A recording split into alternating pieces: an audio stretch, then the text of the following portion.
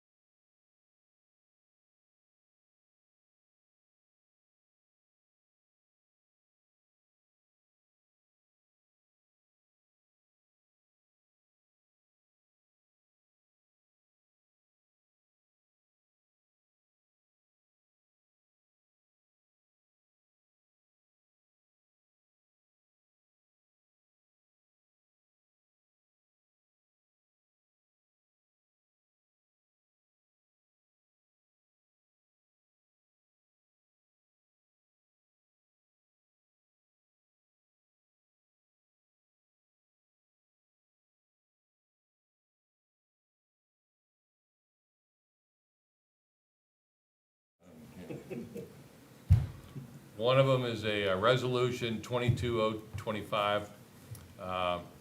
It's to authorize the city property auction by the police department of unneeded, unclaimed, confiscated property that's sitting in the garage down here somewhere. And they're proposing having this auction on October 23rd. Questions from the committee? We move forward, do we need this, like, We need passed it. right away, right? Okay. I think we need to Get it on tonight. suspend the rules, Okay. yeah. Yeah, it's just standard, Yeah, normal. Yeah, I got the list. It's your standard police. I'll forward them to you when I get it compiled. They're kind of sketchy coming in, but mostly office-related stuff. And then in the police, there are a couple of vehicles that'll be in there, and then, confiscated items such as bikes and things. They're typically in the police office. Who do we do the auction through? Yeah, I was just asking Heather that. They didn't do one last year, so I know that the chief was looking at a couple different options of online, possibly vendors to utilize, and so she's still kind of, I think, finalizing that, so I don't have the answer to that right now, but I'll get it to you. Should we get those answers before we pass this resolution? I think that makes any difference. Does it matter? Trust the chief and Yeah, Kevin will take care of that, so. All right, I'll make a motion that we put that on tonight's agenda, and pass. and ask them to suspend the rules. And suspend the rules. Yes. We need to ask if anybody else in council has Anybody else questions. on council? I just have a comment that this is something we do every year. Yeah. You know, Yeah. no big deal. Right, To get rid of some, clean out the closets a little bit. It's more of a help for us. Well, to it get sounds rid like of 2 stuff. years. We got 2 years of stuff in the closet right now. 2 years, yeah.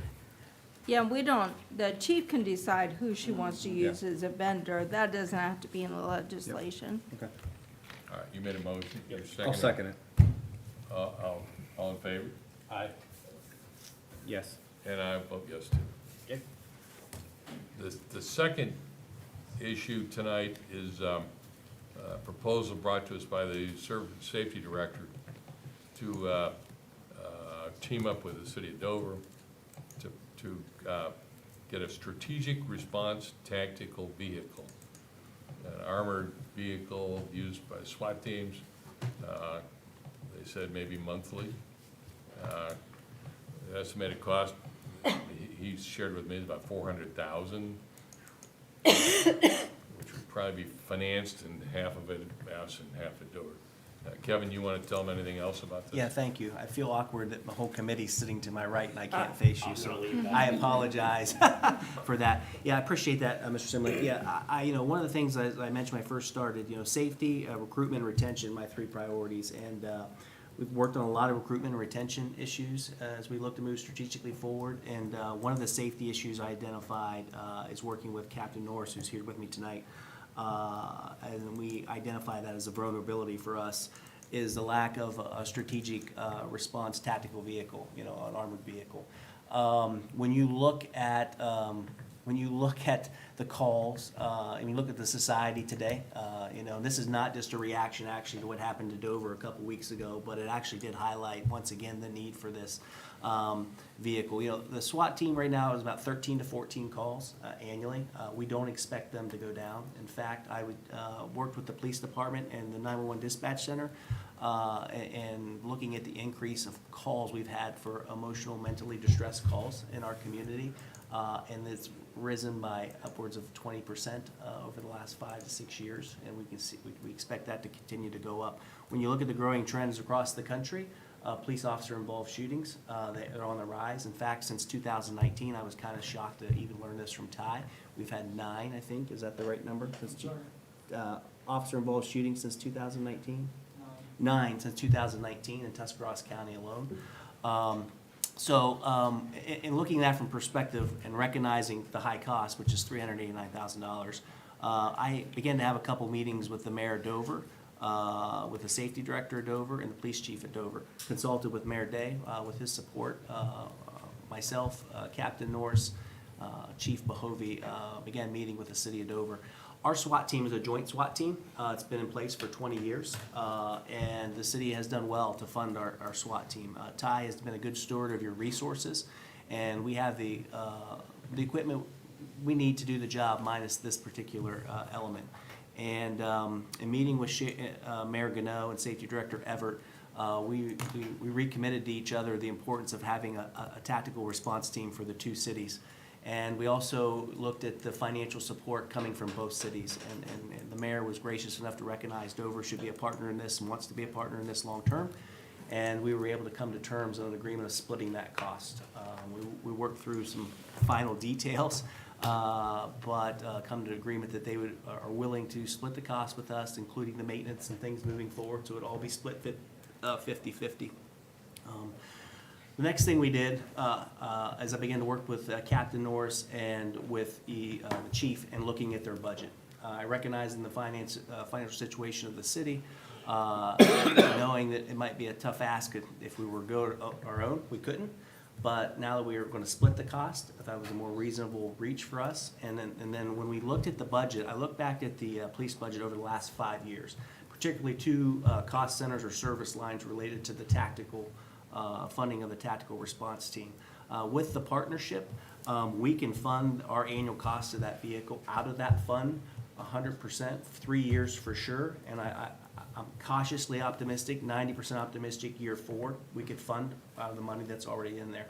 The reason I can't commit to that years 5, 6, and 7, when we get to that point, there's some critical tools that we have that's going to become end of life and replacement. And so we may need to look at some additional funding then to make sure we can replace those.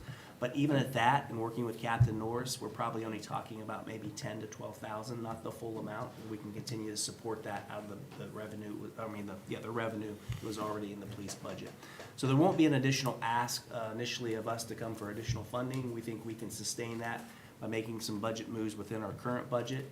So therefore, what I'm asking today is to move it out of the Safety and Health Committee to give me permission to move forward to work with local vendors and banks. What we are going to look to do, originally what was proposed to us was a lease to own over a 7-year period.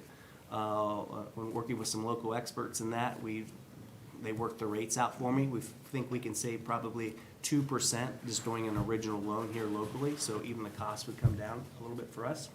So I feel strategically and financially, we should move forward with a loan. So I will be working with Heather and the treasurer to source out, local vendors that would, support that loan. So I think, being new to the operations here, I'm looking forward to be moved out of safety and health, giving me permission to move forward to work with the treasurer and the auditor to get a full package put together in a resolution, then to make it to the finance committee, or back probably to the safety committee, Mr. Sinlake, however you prefer to do that, to move that then on to the finance committee. Our quote, I think, is good for another probably 30, 60 days, Ty? Just expired. Okay, I'm sure we can get that extended if they know we're working on it. But with the collaboration of Dover, I'm very appreciative of that. I actually think this opens up a door for more conversations, as the mayor and I talked on how the two cities can take opportunities to collaborate together when it makes sense for us both financially. And I think that's probably going to become more prevalent in the future as we try to work through sustaining operations. So I think this is a great first step. I think it's absolutely something that will provide value not only to our officers in keeping them safe, but also to our citizens. Captain Norris did a great job. For those that may want to see or sit down more in detail, giving me 3 examples of what it looked like when they responded to actual calls and what it would look like if we had that vehicle.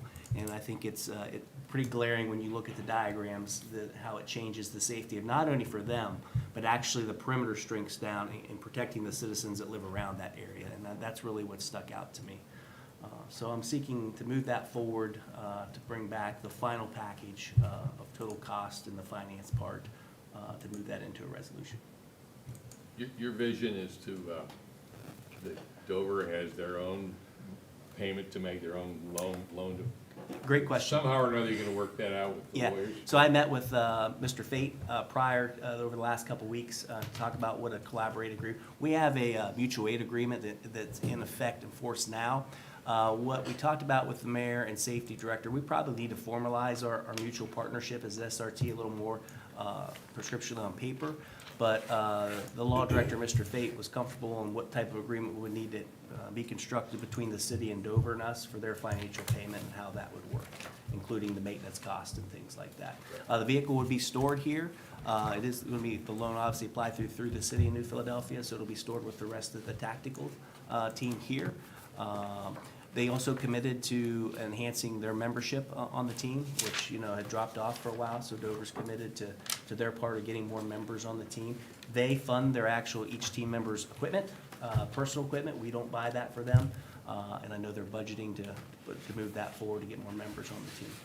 So, yeah, Mr. Fate has been involved. He actually, I think, has already spoke to the law director at Dover, was going to, and they're working on the legalese of what that agreement would need to look like for the collaboration.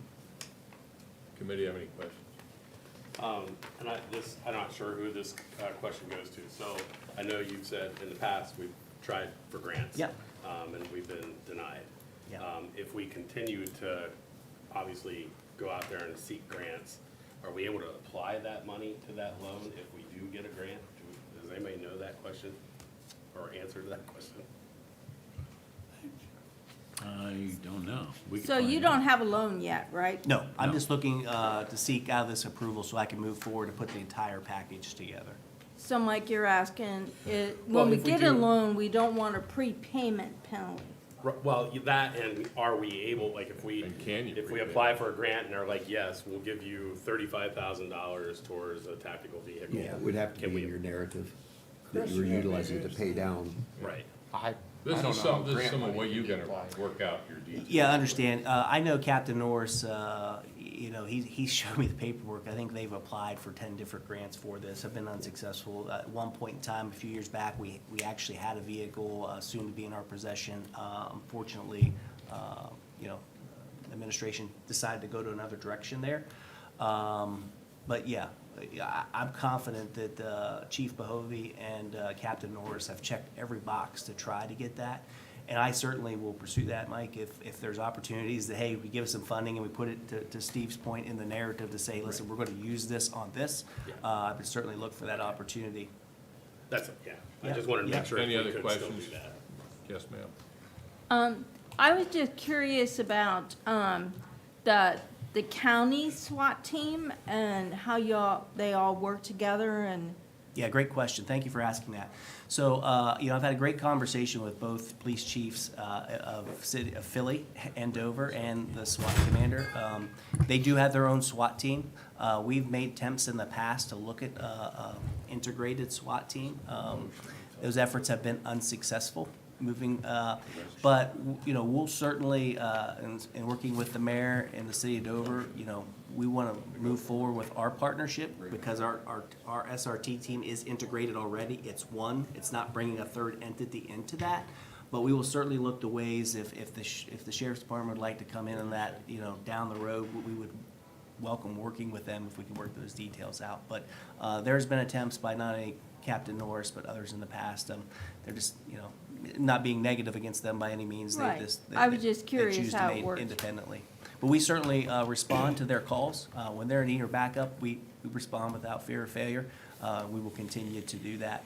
And to be candid with you, this resource will not only serve the citizens of Dover, New Philadelphia, I'm sure going to be somewhat supportive throughout the county as a critical tool and need. And that may present some opportunities for us as we look at that from an operational and fiscal strategy. And I know we had talked about it, but just mention that the useful life of these is, Yeah, 25 to 30 Yeah. years, you So, I know, mean, so this it's is not it's something not you're gonna something need we're to- gonna have to trade in, you know, in a couple years. So it's a big investment, but a long-term use. We're gonna have to from it. wrap this up, because there's another going on in about 1 minute. So do we need to make a motion to give him the blessing? can I have one quick Yeah. question? So what you're working on, I didn't expect this tonight, so I didn't print out the No. language. It's just permission for For him Mr. to Milligan to work on go the details. forward, and it's gonna have to go to finance Correct. at some point in time, and, for Yep. official proof. okay. We're not, I Yep. don't think we're creating a resolution or No. anything tonight. Just give it, It's a motion just a motion? Just a for him to motion. move forward. Well, I'll make a motion for our safety director to move forward with getting the quotes and Research.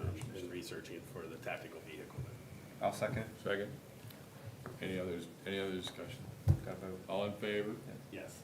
Yes. I'll vote yes too. All right, thank you for your support. We need a motion to adjourn our committee meeting. So moved? Then we're adjourned.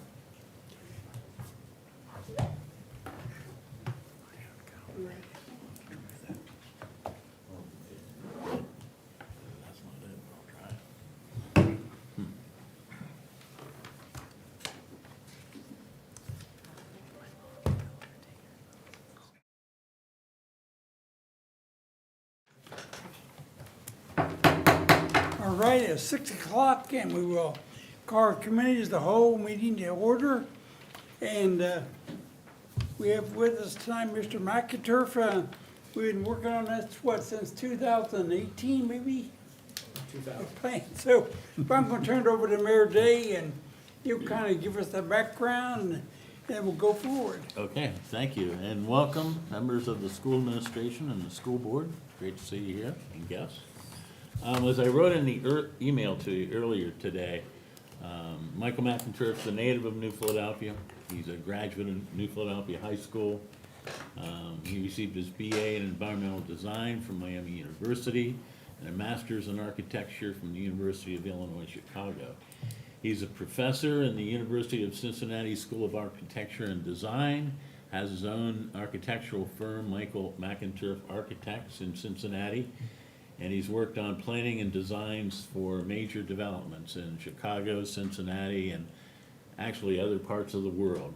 He's been a world traveler in his trade. I didn't know you were doing this. Yeah.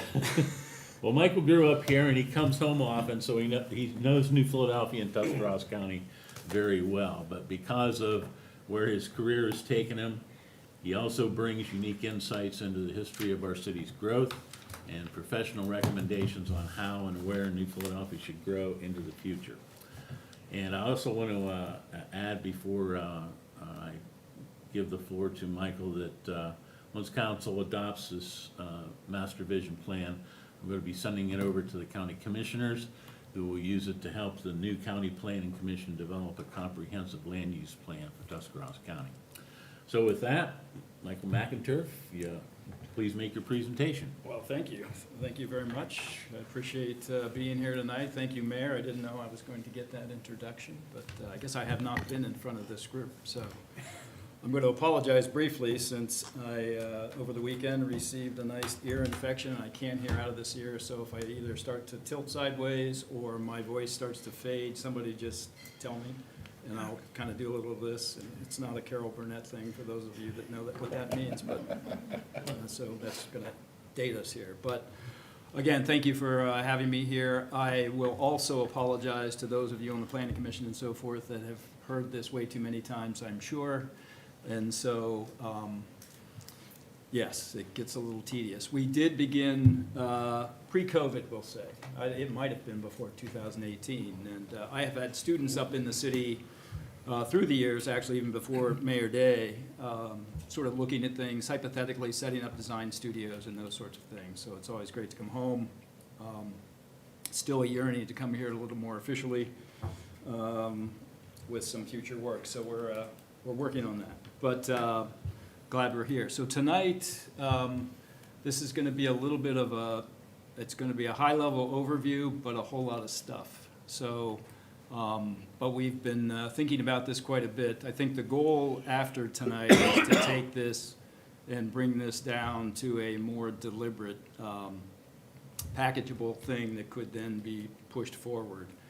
When I'm here presenting it, obviously I can provide the words and the thoughts and the responses as we go, and normally that ends up into a more documented sort of text that goes into those forms. So that would be the plan here, and I think we were shooting for maybe over the next number of weeks, within the month or whatever, coming back. So I will get started, and you are more than welcome to interrupt me, ask questions, and we can go from there.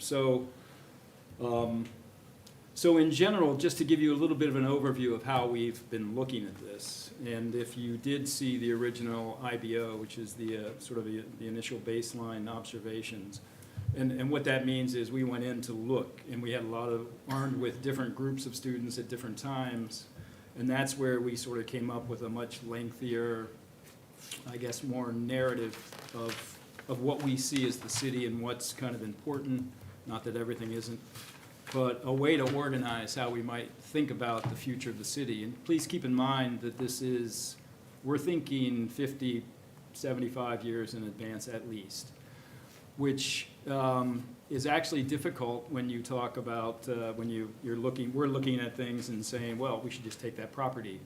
That's obviously easy for us to say, and we sit in a privileged position to be able to think about it that way, but obviously you don't, and that might be your property, and you might say, what are you talking about? So, but that's how we have to look at the future. So in general, and why we sort of throw terms like ecology and economy up here is because the city is here really because of the ecology, which is the rivers, the hills, the plateaus, and all of those things that sort of stimulated the sort of founding of the city.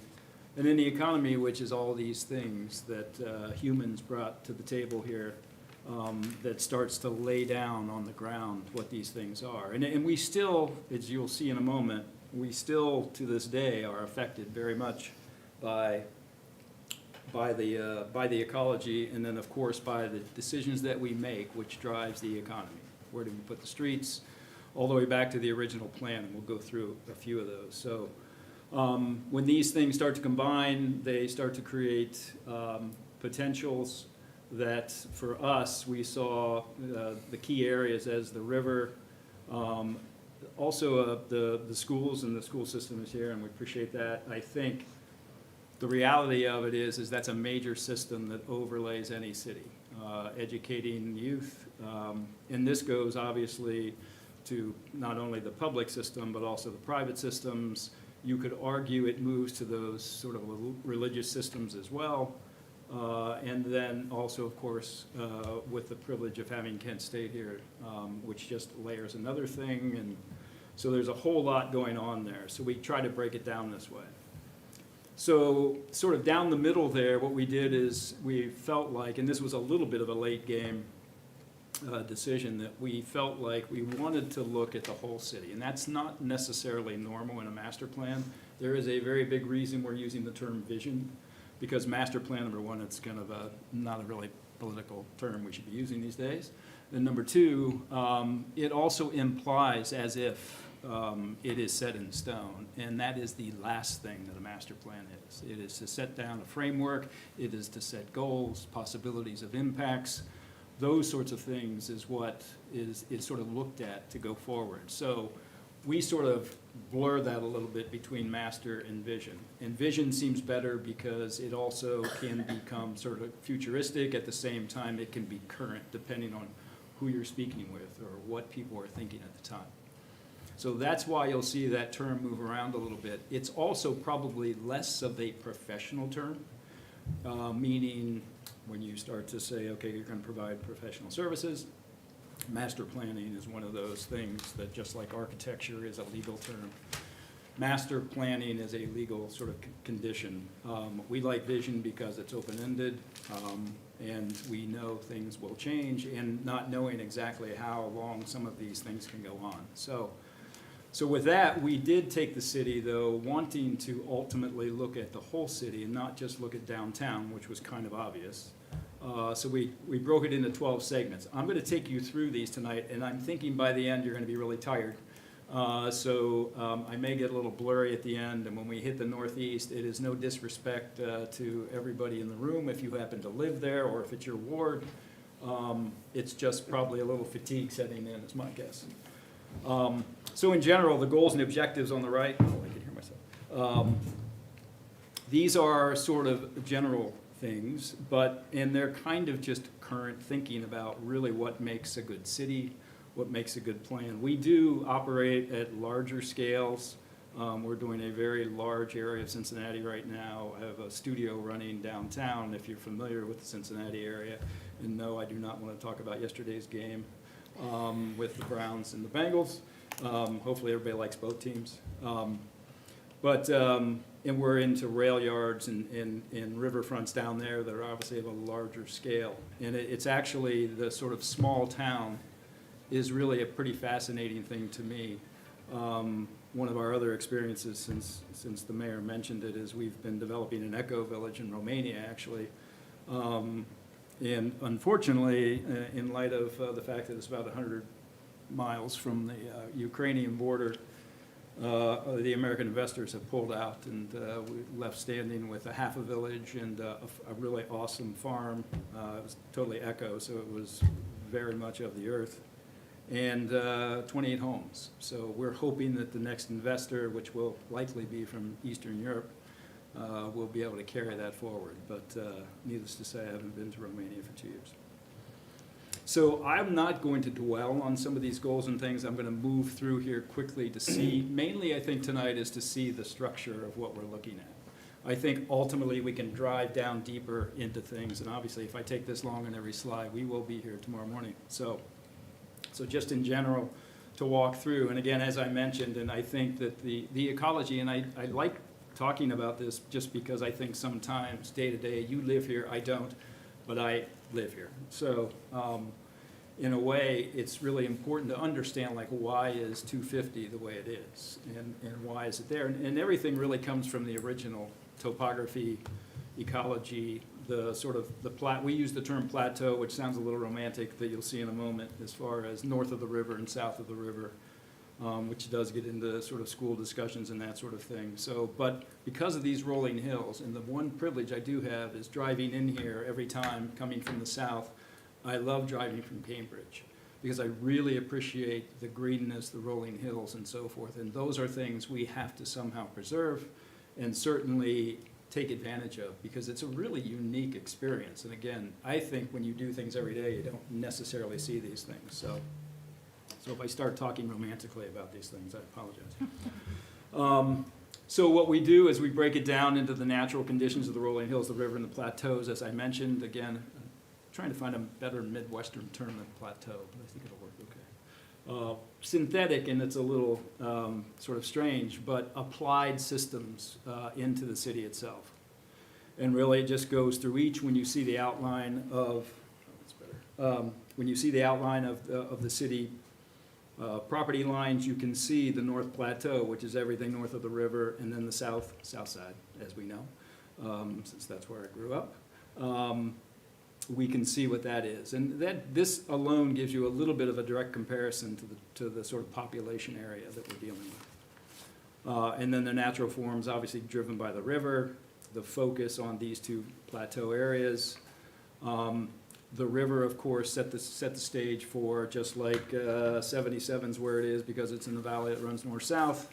Similarly, the river comes down, and ultimately 250 and the highways come into there as well. The railroads follow suit, or excuse me, they were there prior. And then it sort of moves through. And then the primary organizational structure of the streets themselves as you move through this. And then as we start to layer in the conditions, the sort of intersections of streets, green space, you'll notice the purple elements there popping in are the schools. And then ultimately we get to this area, which is, I know districts will be confusing a little bit. These are architectural and planning terms that we're using them as, not necessarily the wards, the districts, and those sorts of things politically set up. And so there's actually not a correlation. We hit the magic of 12, and that seemed like the right way to sort of look at these areas. So starting first at the river,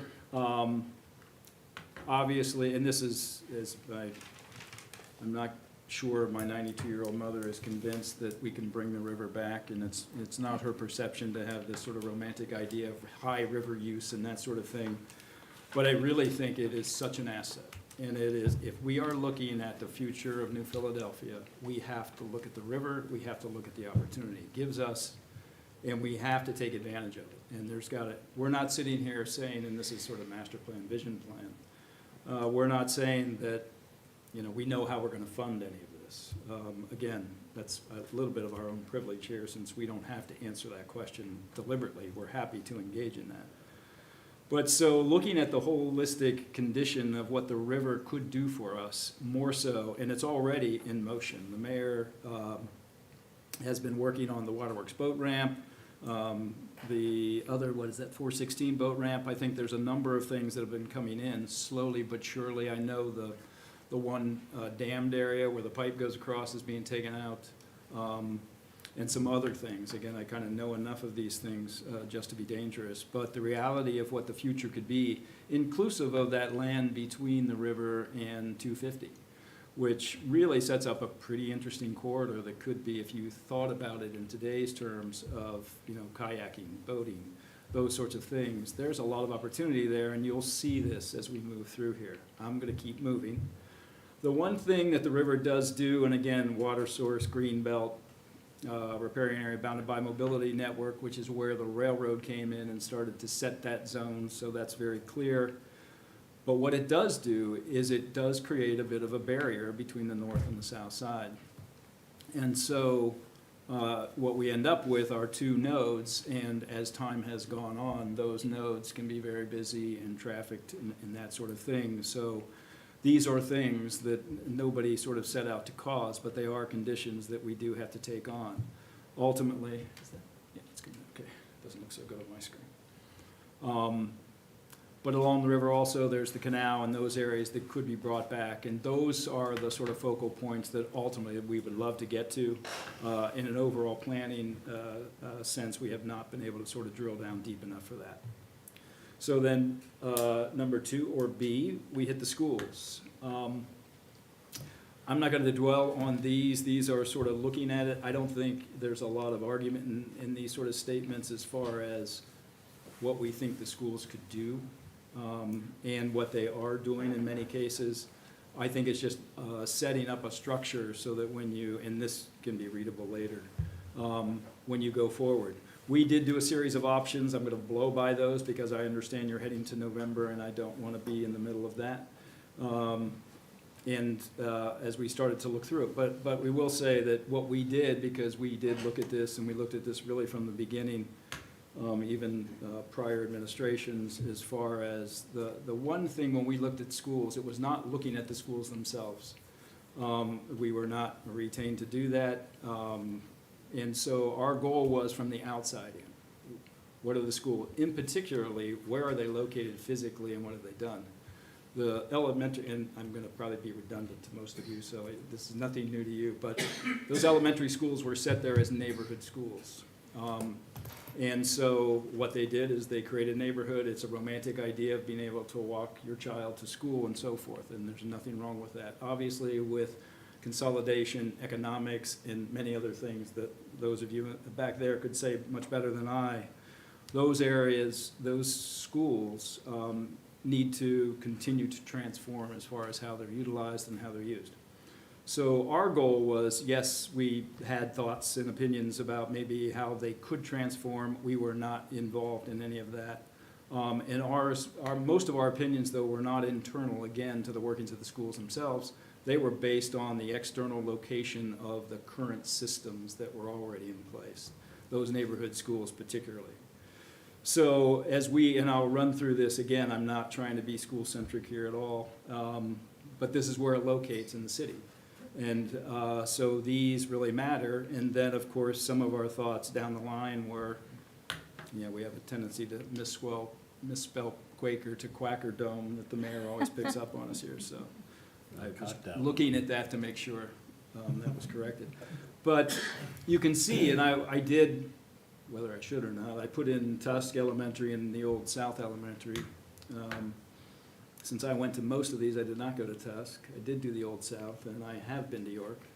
So, so they're all quite familiar. But again, these systems we were trying to look at. So we ran through some very simple things. I think this is the school strategy right now on the right in very generic terms. And so going through those, we were trying to, again, looking at the densities. This was an earlier sort of look to see where the housing density was per the schools themselves. And then we kept driving through how they were distributed throughout. And then we ran through these, and again, I'm not going to go through these, the series of things. I think item D is where we are. And again, we started prior to the current administration, so there were a lot of thoughts filtering in, I guess I can say, through the years.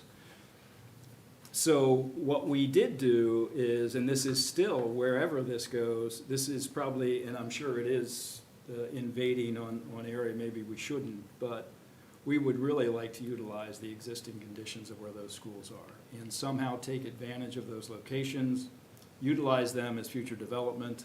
Those are still, or could be even better, neighborhood nodes. And to us, that is really important and worth saying. And I hope that doesn't offend or derail thoughts as far as that goes. So we did go through sort of a look-see. I think some of this information may be from the school. And we started to organize sort of north and south. Ran through a series of just understanding walk paths and that sort of thing to the existing facilities. And we did, as I mentioned, consider all of the school buildings, despite the fact they may be administrative. I did go to front as well. And looking at, again, buildings we know you don't own, but might be privatized back, and similarly here with the old south side as well. And then, of course, acknowledging, and we talked about this again a number of years ago, the thought of a very unique educational system with Kent State, with Buckeye, Career Center, and what if some of the schools ended up down there. It would be one of the most unique opportunities to start to hybridize education up and down, which we already do, sharing faculty and potentially fields and so forth. I actually may have found a donor for something like that, but that's a different discussion.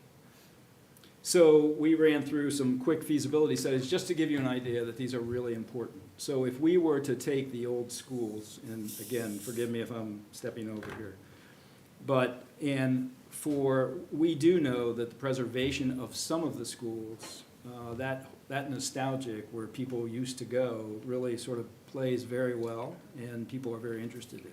Often they also come with green space. Often they also come with recreational space. All of those things are possible. If you were to also then add in new commercial space or new housing, more importantly, multi-housing that would actually fit that. Now you have a nodal development in these areas to sort of, in a way, re-stimulate those neighborhoods.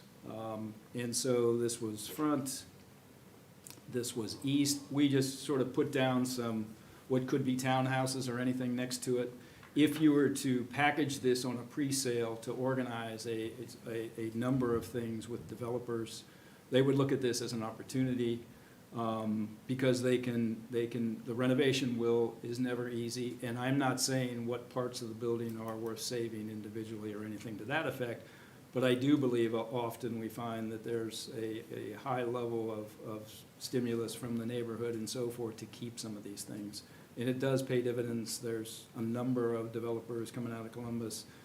They're hitting Findlay and a few others that are picking up on all of these redevelopments on these schools. And if you can attach a series of new developments along there that could also bring a need, housing, multi-housing in the city, that could go a long way. So if you hit west, you get something like this. You could adapt it. You could take the center out and still cross through. It connects to Fair Avenue, which is actually one of the more pedestrian-based, smaller scale, most historic property streets there that actually happens to go all the way through town and connect over to east. Those are things that we were looking at to try to stimulate things. And then we even brought back Old South, so I'm not sure the owner of that would maybe like this or not, but we thought this would be a good way to go. And then there's Tusk, of course, which is also we grabbed and looked at, and again, that's what we were trying to do. There could be an extended node here. There's some businesses down here to the bottom of the plan. Those could be reutilized as well. And keep in mind, we are looking out ahead of the future, not necessarily who owns these buildings or these businesses now. York could be a great retirement center, additional housing out there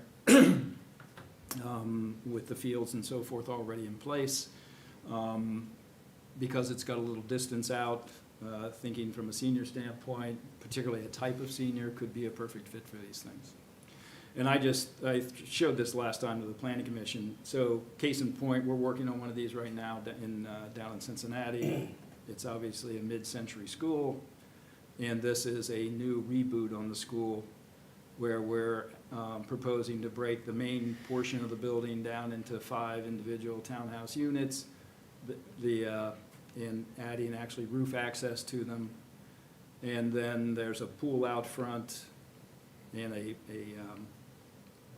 common area along with this is the layout for the plans themselves. So there are ways to reutilize these things. It takes some certain creativity. There are conditions that we do run into, like asbestos and those fun things. But again, all of that's manageable and often grantable in some cases. So that's the schools.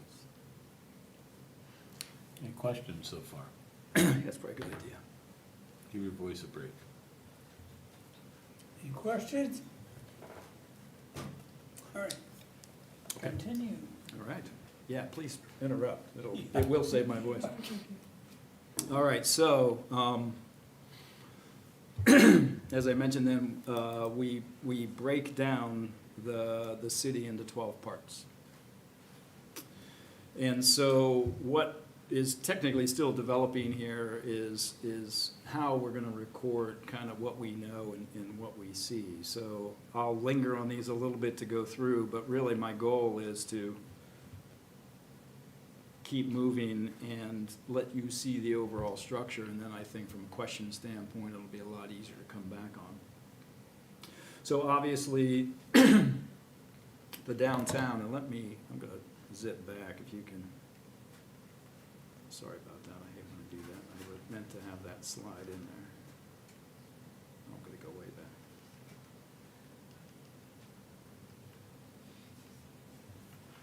So this is where I am, so right now. So these are the 12 areas, the 12 what we're calling districts, and the approach to them. Part of this, again, the spread out was not just downtown per se, although clearly we will make some deliberate statements about the fact that the downtown has to flourish. This gets into housing typologies and all kinds of things, and everybody's looking for the next 40-acre farm that they can then purchase and break down into, the next level of housing, which tends to take the socioeconomics out of the core of the city, which then tends to gut the downtown. We have to stop that. We have to bring dollars downtown. We have to rebuild the downtown. The downtown is a place that people want to think about as a really great little small town. And at the same time, it's being sort of evacuated to a degree. Now, I say that in general, I'm not saying that necessarily about New Philadelphia, but they are concerns. We know we have abandoned buildings. We have great buildings. Our goal would be to keep every building possible of merit, and these do not have to be exemplar architectural examples, but they should be things that keep the fabric, the sort of historic fabric of buildings, and you can obviously head to Europe or any other country that carry a longer history in sort of building fabric.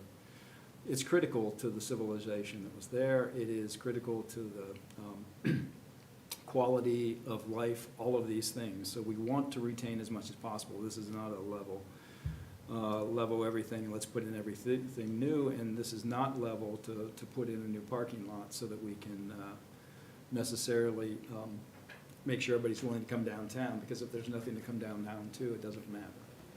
So again, that gives you a little bit of a framework, and I apologize for zipping through the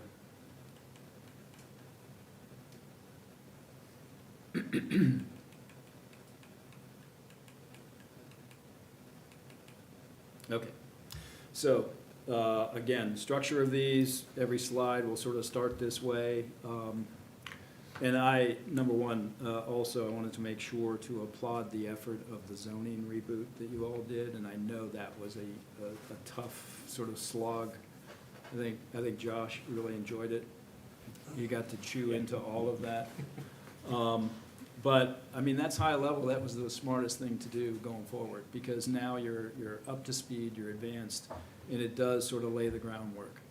Now the real work starts, because now you have to enforce it. And quite frankly, that's one of the problems that we had was obviously, and again, I'm not trying to throw anybody under any bus. I think it's just how do you enforce it? Because somebody's gonna wanna build something, and you're gonna be like, sure, you know, you do that, or I'm gonna bring a new business. And so all of a sudden, I want 3 curb cuts instead of 1, or instead of 2. And now all of a sudden, you might erode a whole street system. And you can look at West High Avenue as a really good example of that, where it's just more business, more curb cuts, more curb cuts. So the zoning should really help. It should be a tool that you as a community can use to try to keep those infrastructures in place. So anyway, so going forward, we just sort of trying to layer in the overall aerial so you can actually see where you are. You can find a building of interest or what have you. But our goal is to go into each one of these zones, enlarge them, and promote sort of restructuring of the street systems in all of these. So everyone, and then you'll notice to the left, and again, I'm not gonna sit here and read all of these, but every one of them then will have its corresponding commentaries and so forth, and we will probably end up labeling a lot of this onto the works themselves. So when we look into an area, we look at all of these sorts of things, and again, it's been quite a while since we took the planning commission through the downtown, particularly when it comes to street. So I grabbed this one, and again, I'm not saying anything you don't know, but maybe you don't think about. When you look at these streets, as you know, we've been talking about it a while for diverting the primary vehicular pathway from High so that it diverts from at 5 points down onto Front Street and comes through. Technically, it's already signed for a lot of this, but to try to reinforce that with maybe additional investment in roundabouts and those sorts of things, which may be taboo to a number of people, so you're about to see a number of these things, so maybe hide or turn your head. I mentioned a moment ago Fair Avenue. It's, again, when you sort of go down these streets, Fair is, I think, the most sort of small-scale pedestrian. And again, as I mentioned, it connects west to east. It also contains a high level of, down bottom right, historic buildings that could be worth sort of obviously retaining, maintaining, and brought back. Ray Avenue is sort of the crosstown access, obviously coming into the school, as well as, or schools, as well as being able to go north-south in a roundabout way when you're looking at the whole road system. So your east-west arteries are kind of simple and clean. Those are the 4. Technically, each one has a separate kind of personality that could use some enhancement in those directions. And then, of course, you get into the secondary drives, or people probably call them alleys, but per the original system, of course, bottom left, those are the original layouts of the city itself, and those are the plots that were part of that. And then we just sort of drive in more deeply into some of these areas. Our plan will ultimately show exactly sort of scope of work to where this zoning map overlays. This is the new one. And imagining, this is where we get a little, I guess, aggressive, and we start to show possibilities of our own interpretation of where you might start to insert in what we think should be multi-housing and start to re-densify the downtown. We need people downtown, we need housing downtown, and some of these things need to happen. These are pretty random as far as their look. We're not trying to say exactly where they are, but we do imagine a strategy that says bringing back all the drives so that they all get enhanced, brought up to speed. A lot of that work is going on, but if there would be a way to come up with a way to define those zones even better, whether it's street lamps and so forth, those drives are very possible to get small scale, potentially no car housing that would work well at those scales. So there's a number of things that could happen in that kind of thing. And then we are assuming that, it's probably better, if you can see the small X box, we are looking at a revised city service building. We are looking at fire department, police department, and we're looking at a large, multi-story parking garage where that X is. This is where you get into people's property that you're taking over, so I tread lightly on some of these things, but what better place than downtown? So anyway, these are, and we're keeping a number of buildings there that if you look closely, you can see, and obviously when you get this document, you will be able to look and start to see what's preserved, what's not, those sorts of things, so. Similarly, with all of the public lots, we have had conversations. I believe the mayor sent out a letter to the churches. I know the first statement on everybody's list is there's not enough parking downtown. There's actually too much parking downtown. And so, but what we need to do is work together somehow. And a parking garage would certainly be a major enhancement. It also provides other infrastructures that could be useful. There's nothing wrong with putting housing on top of parking garages, as you know. So there are a lot of ways to go at this that makes it much more economic and drives density downtown. And so that's one particular spot. We would like to find another one, maybe similar on the more to the west. But those are things that we're finalizing now.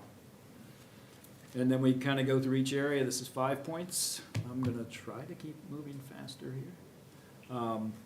This is where, obviously, if you come in from the west or if you're coming down from Tuscarawas, we are proposing a roundabout at dot number 1 there as a way to divert primary traffic off and down to Front. Front is actually very well suited for more traffic. It will take some work to sort of work the street itself, but it does have the width and it's actually perfectly suited, which is exactly why we put the parking garage off of Front once you get to the downtown area. So looking at those kind of connections seem to make sense. There are other developmental spots, number 5 down here on Bank Lane, number 6, which might be a little touchy, but there are some other spots that people probably don't know is there. Some of it's owned by county, some of it's owned by private, so we're sure to offend somebody on that, but there are some possibilities of what the future could be. It sits along the river, sits up, so you'll see in a moment we're promoting to actually extend Front Street in a better way down to Bluebell and around to try to help and enhance traffic flow coming off the highway. So again, pulling all of the data, the sort of the building densities as well as the zoning here, and layering these over top.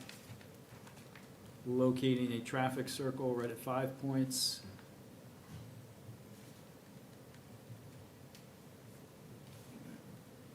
And exposing, knowing that there's some brownfield cleanups and things going on Bank Lane and some other areas, which obviously extends all the way over to Joy. And then imagining the possibilities if that roundabout is there, how that works, where we just kept West as a redevelopment site. West Elementary School is part of this. Cutting off, that goes up to Union. What street is that, 7th? And so maybe taking that out of the mix so the traffic can flow more cleanly. Possibly moving some of those businesses on those corners out of there, maybe down onto Bank Lane. Currently, we're showing a series of small manufacturing facilities along there, not dissimilar to the lighter colored one down on the right near item number 5. When we met with Planning Commission, they actually suggested housing here as a possibility. We just haven't showed that. We are showing some housing on another site over to the left there at item number 6. That whole area down there from a sort of a reboot, and again, not to offend anybody that might exist there as a business or a home, but there could be some real, again, density built down there that actually would start to show with walkabilities, both over to more shopping areas as well as connecting up to the city. And then these are just a series of what I just mentioned, a series of diagrams, putting the roundabout in and what that might look like. And similarly here, so that is extending, probably would need widened Front Street down and over the hill down along the river. And love them or hate them, they're here, and these are just a few examples. And Bluebell, similar spot already in motion, I believe. This is the first one coming from a roundabout standpoint. which is in dire need. I don't know if there's ever a time, I mean, you all would know better than I, but it seems like every time I get off the highway, West High is jammed. So clearly looking at that area down there to try to relieve traffic as well as do some cleanup. And again, there's obviously Chick-fil-A's moving in, and some other things going on down there. It's going to need enhancement from an overall roadway standpoint. The roundabout's gonna be critical to make these things work. And there is a little bit of a learning curve, but once they are in, people will certainly use them. And there's just too much data that says they're a heck of a lot better than stoplights. And so they all work pretty well. We're also showing on this, obviously those simple arrows down, well, I guess we'll show that in the next one in a minute. As far as egress and direct connection onto 250, that's another ODOT thing in motion. They have a number of samples there. We picked the least common, or the least costly one, which I'll show you in a minute, as a way to loop down. And then this is looking more deliberately. There's obviously some township areas owned there. Again, I know I'm offending somebody that owns property in here. But, and believe it or not, we're actually promoting dense housing inside some of these areas. This could be an enclave of built housing, both there. There's another back one near the, oh, are you able to see? Yeah. I didn't realize. I'm good. I'm sorry. So there's a number of things there. Again, you're seeing housing all over this plot, which is probably not really what you were thinking as a possibility, but we kind of do. And then we're showing more hotels in a full development down along the river itself. Again, we know there are different property owners down there, but that whole entry area, we will show a larger scale ultimately that puts a median down the middle so you can't cross traffic to try to clean it up. You come to the roundabout, that will distribute. The traffic will continue to flow through there nonstop at that point. With accessibility also over the front as a way to come back. It's there now, of course, but to make that more recognizable and fluid, we've had in-house conversations about additional hotels, and because we are in a floodplain area down there, it's a little dicey, but believe it or not, we could actually put a park in along the river. If you're promoting soccer, and if you kids are playing soccer, you know what traveling's like and so forth. So if that's the case, having a little green space out where the teams are coming in and can go run around a bit doesn't hurt. So there's different kinds of ways to provide green space, park, recreational things that's kind of incidental to what's going on. And believe it or not, we actually think we ought to have walking capabilities in this whole area. Because if you park one way, then you can do others. We imagine a walk path along the river that then connects up and ultimately connects into the river system that we mentioned very early on. This just gets a little bigger. I think some things are going on out here. I still call that Kmart. I don't know what it's called anymore, but where the Kmart was. Menards. Menards. Well, Menards is up to the north, but what's the, wasn't that Kmart there? Well, the original Kmart. Tractor Supply. Well, the original Kmart, yeah. Okay. Anyway, just cleaning up some of the roadways can go a long way. So if you're driving into some of the suburbs around Columbus, obviously, I think you know what you mean. What I mean, and as we talk about getting on and off the highway, and you'll notice the next roundabout, which is over on the other side of the river, they should not be new to what you're seeing in other more recently developed areas. So, and just another view of what this is showing. So, West Gateway, it's a little. The main thing here is just getting some infrastructure in along the lines of imagining if you get off at my favorite Starbucks in Columbus or something like that. You get off these highways and you move away from things. Things are sitting on the corner because they want to be seen, but you need to move that infrastructure off those corners so that traffic can continue to flow and then spread out and distribute through. And we need that on this intersection. And we know also there's future land to develop over here that ultimately probably will be a very large presence. It could double the size of New Philadelphia if chosen to do so, and how that gets developed is going to be critical. But the main thing that I think that we could offer is to put in an infrastructure that gets that distribution in motion and allows exits coming off and coming on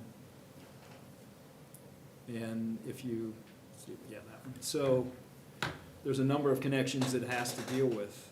So we're actually showing a number of ways to come through, not just to connect Old 39 and Stone Creek, but to actually then provide access up ultimately Pleasant Hill Road or a derivative of. We've moved the from north to south exit ramp down. These are all pulled off of ODOT, so we're not the first people to look at these things. So they're all ready. We just happen to pick the ones that seem to make the most sense. But clearly something has to happen. Things are way too tight there, which has prevented things from happening. And then you can see loosely here, so this is called a Texas U-turn right here. So that if you come off of 250 and you want to go south on 77, you zip around here. This is the least costly example of getting it. And then, of course, if you're coming north and you want to jump on 250, you come this way, and that's the other one. So we picked the pairing that ODOT suggested there. The other thing is then, again, in here, we got to keep traffic moving through these areas so that we can distribute north, south, and to the west, ultimately. So there would be no access until you get well beyond this roundabout here into these areas. So that needs to change fairly soon, and I think ODOT's already pushing in that direction, so. And again, I'm sure we're offending somebody. So, East End, it is a neighborhood. It has East Elementary School, a very nice neighborhood, and this one is, and I think that's where all the 12 districts are not necessarily equal what they need. This one has its own sort of business district, and I think the one thing we would suggest is, and I know the county has just built a building there, that some of these, in order to maintain the future of where they are and to prevent erosion of like the next business, the next business, the next business, is we'd like to see kind of a more formalized ring, whether it's through lighting, whether it's through planting. So we sort of cauterize those areas so they don't just keep hemorrhaging to become the next business. And of course, if it goes out of business, then it does this. We need to keep the housing intact, and we need to define those spaces. So our goal is to try to come up with a strategy within those areas. The zoning's already in place. You can see it down there in the middle. I think I got it here. Give me a second. There it is. So these are already kind of but this was a resultant zoning, right? It was already there. So you had no chance, no choice but to make that be a business district. But ideally, we would prevent further leakage of these areas. And obviously to the south, we get down to a township area that also creates a little bit of a wonky zone that we've got to deal with. So some of these districts are not major as far as what we think they could use. Some of them are just subtle and streetscapes and those sorts of things. But tactics that could be helpful, again, to set up for the next 50 years so things remain, the fabric of the city and the history of the city stays in place, and it is only then selectively sort of move forward. This is the other square on this end obviously matters. East Elementary, as we mentioned before, another neighborhood node. University Drive is vast. There's a lot going on down here. There's a lot that could go on down here. It is, you can kind of tell as the labels start to appear. I remember some of our early conversations. There were conversations about taking the airport out and putting housing in there or something like that. And I think that is such an asset to have, and I think it's going to be, there's some new things happening there now, and so it's such a unique opportunity that taps you in, and with drones coming in now, we're looking at actually putting in a human drone condition in downtown Cincinnati in order to get you to the airport. So, I mean, that's where the world is going, and by the way, they're going to be built in Dayton. So there's a lot of things going on there that's pretty interesting. And with the university here, Buckeye, the technical park, Muskingum, there's a lot happening down here, and I know it's under heavy control. So we started to look, we have your favorite roundabout there to get you in onto University Drive. We've got to be able to move traffic. That street probably will get larger in order to move particularly students in and out. We are showing housing out along East High. And then we're actually taking, again, no offense, but we're trying to clean up and maybe create additions to the airport there along that area across from Timken. It's a little bit of a tricky spot to move through. Once we put in a roundabout, it makes it even more tricky, so potentially that could come along. We could actually keep everything as it is and move a secondary road around it. We've looked at that. But again, trying to take advantage of these areas, obviously Schönbrunn, historic, all of this sort of thing going on down here is critical. And then we just put in, this was the last Kent State master plan that was put out. You can see the things there, so what would that look like? I don't think this is probably current anymore. I think COVID made some changes. I can speak fairly frankly about universities and what they're up against right now. And then just imagining what some of these things could do in these areas. It's, the other thing in this area that I didn't really highlight further up East High is that Beaver Dam Creek is fairly extensive in its flood.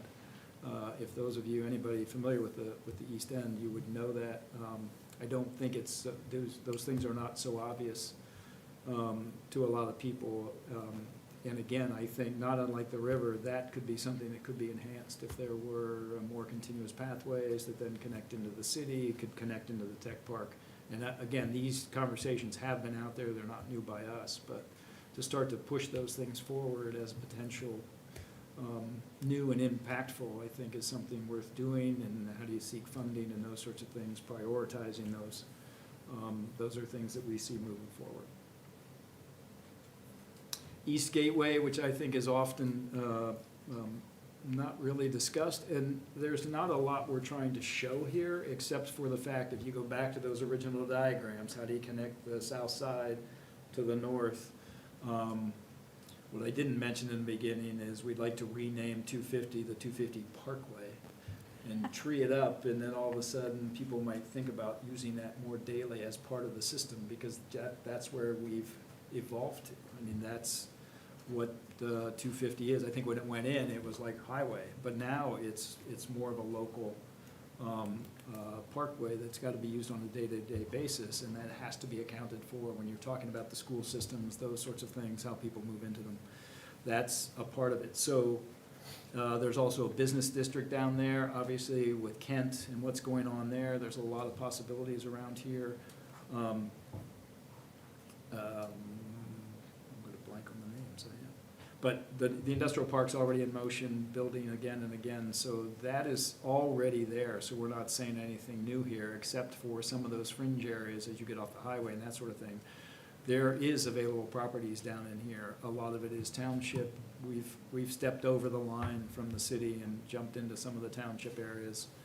Again, we're just a vision plan. But also highlighting some of these areas. We have taken some time to see who actually owns some of these along the river areas. Some of it is public, and then of course there's plenty of private as well. But looking at some of those ownership things, thanks to a really good auditor page, we can actually see all of that information and go through it.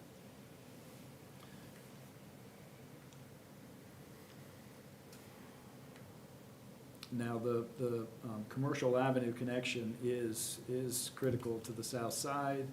It is also critical to Kent State, Buckeye, as those things connect. There is, I think, maybe often a little forgotten, that East Gateway is really pretty important with connecting the city up. It's a quicker way to go, and then obviously, if you were going on south from there to Brightwood and down.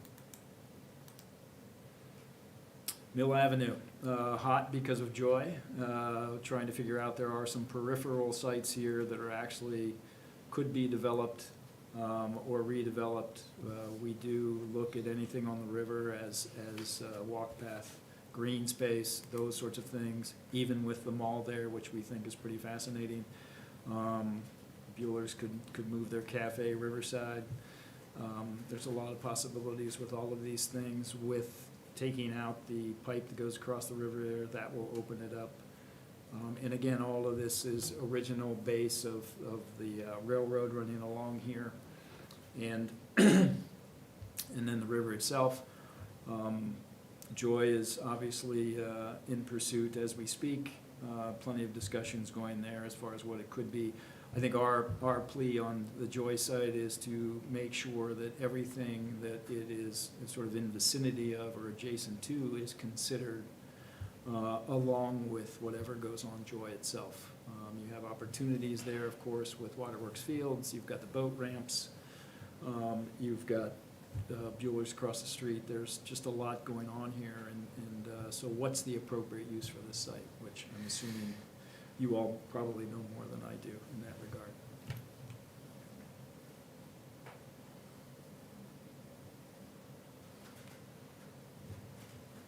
But we see, in a way, these are just simply highlighted our green space. Joy, I'll withhold.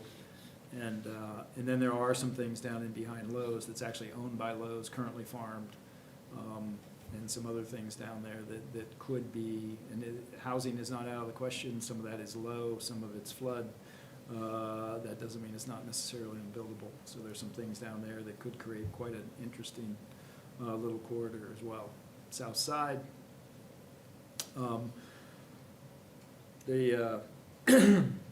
Commercial Avenue going on down there. There's, I know, some other activities further south on Commercial that's being looked at. You've got the Old South, you've got the New South, you've got the Southside Park. So it is very active. I think our biggest problem obviously sits at the corner of Commercial and Broadway, to try to open that up so that it can handle the traffic, and I think that is probably the biggest challenge with all of this. We also think that the old, is that Lock 13? Am I getting that right? Mhm. Lock 13 area could be a development site as well.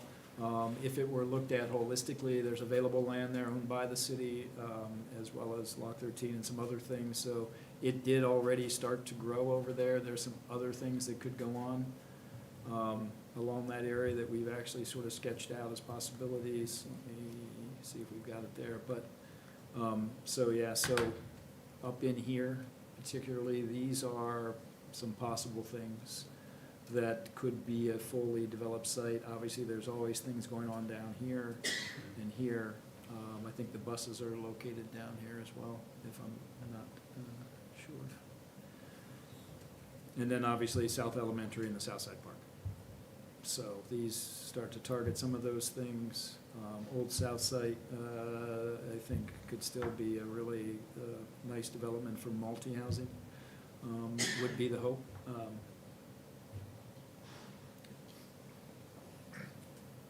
Everybody still with me? Yeah. Keep going. As the voice fades. All right, we'll take it home. 10, 11, and 12. So we went north. We did not want to forget north, west. And so there are actually, depending on what goes on with certain companies and that sort of thing, I think our goal over here is to really look at the primary arteries. And this is where it's great to hear the conversation about sharing with Dover.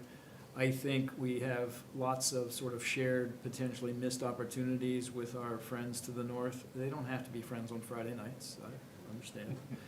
But if we actually looked at the area in between, particularly together, it seems like there are a lot of opportunities for development and build out over there. Fairgrounds, obviously, and some of the others.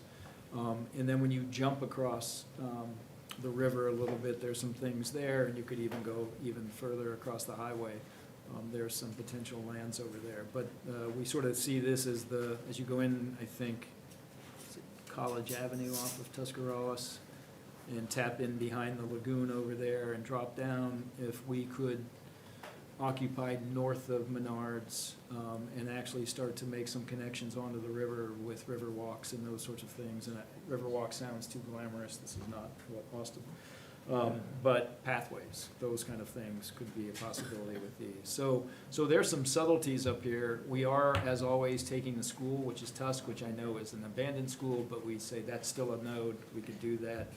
That could be a center point for this whole area that could be helpful.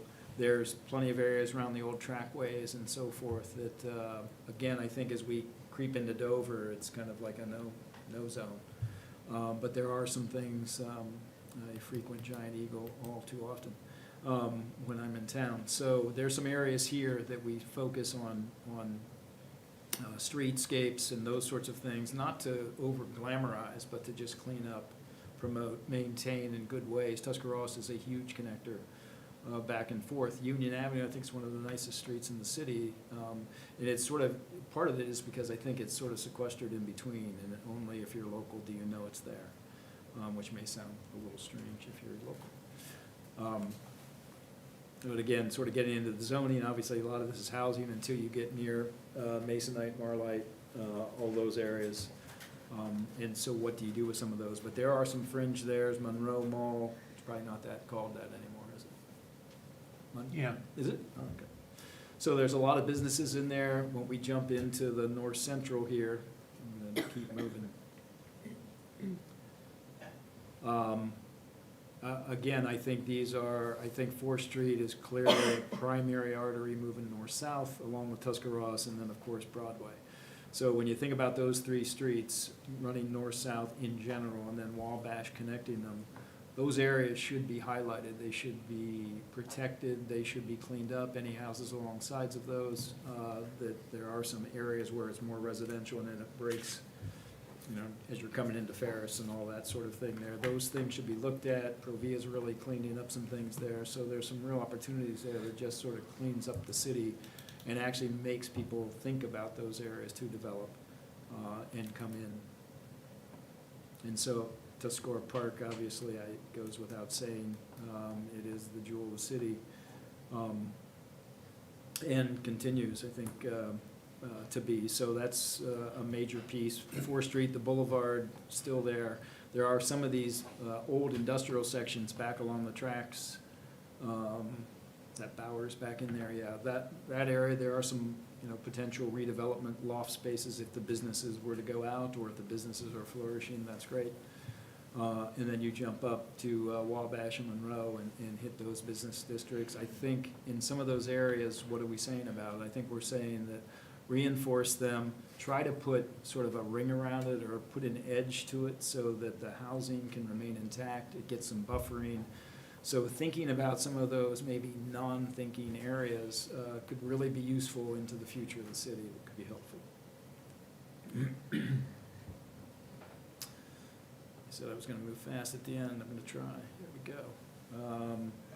Again, these are all just overlay, and these are all the new zonings. So we've got it all built in so we can know what we can and cannot do. But highlighting these particular areas as possibilities, obviously the boulevard and some of those things. Final district, the northeast. Northeast is sort of interesting, obviously Route 39. Beaver Dam Creek coming through. This is another one that's, I think, a lot of the reason for development is obviously there's a lot of floodplain and overflow with there. The other opportunity that we've been promoting is actually a reboot on the old railroad track. I think the city owns the majority of it. There's 1 or 2 spots. But if we could turn that into a pathway, all of a sudden we have development possibilities all the way out. It would have to be holistically planned, probably in light of FEMA, if there is a FEMA, and floodways and those sorts of things. But we see it then as providing a potential headpiece as you come down to the city. Could be golf carts that could come in and dock. There could be some interesting things sort of north of Ray right there along is at Fenton Electric and some of those other sites, and then Diversified. Some of those, there's some older things. There's actually a particular block we picked out. They could be a really interesting node. So if I lived out there, I could actually bike, certainly. I could also golf cart in, and our friends in Strasburg would be happy because we can buy some golf carts. So this is kind of unique, but that's kind of the main pitch in this area. Otherwise, obviously, lots of farms going on here. There's more floodplain out here than people realize. We knew that from Faith Christian Church and some other things. That's been going on out here, but there are possibilities back in behind Central Catholic and some of those properties that until you sort of dig in, you don't realize they're there, but there's some beautiful areas back in there if they could be redeveloped. And I think that's the important thing. Again, we're not looking for the pristine land out there. We actually have things that's quite nice and has a lot of potential in closer to the city with the goal that it's more walkability, bikeability, and those sorts of things.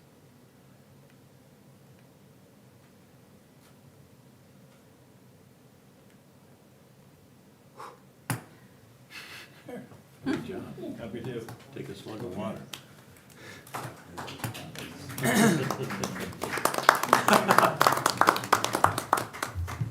Any questions?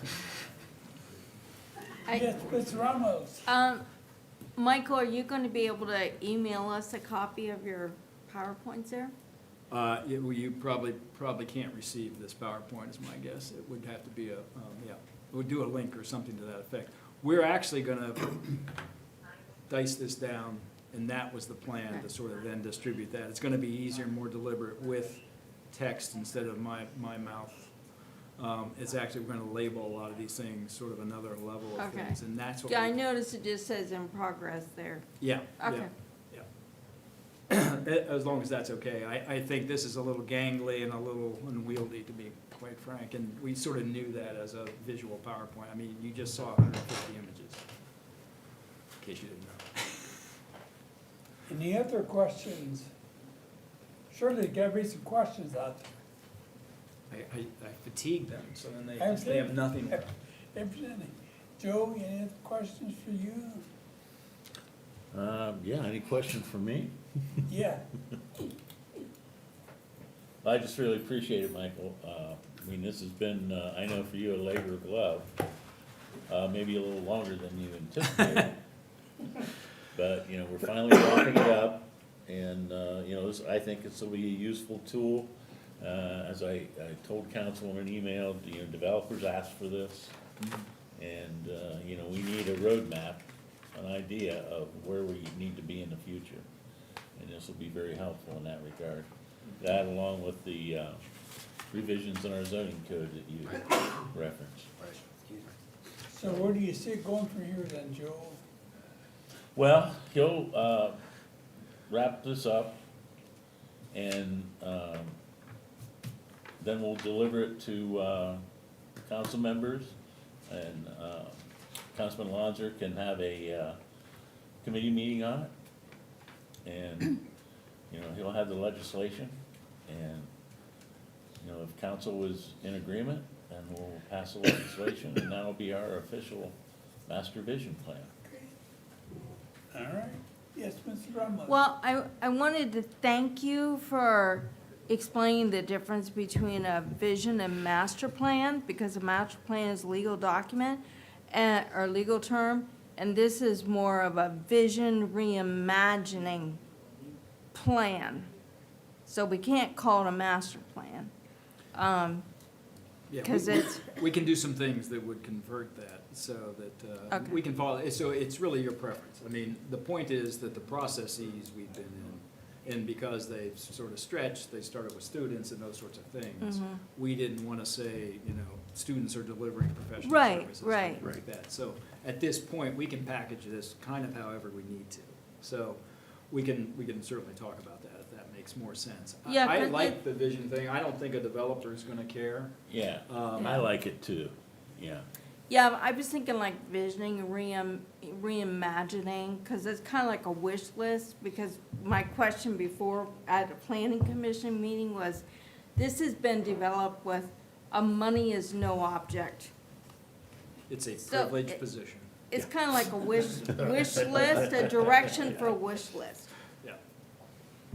Yeah, again, we can, and that's why I think sort of the tightening down the packaging and so forth, we can determine whatever the best way with your committee and some other things, the best way to put that down.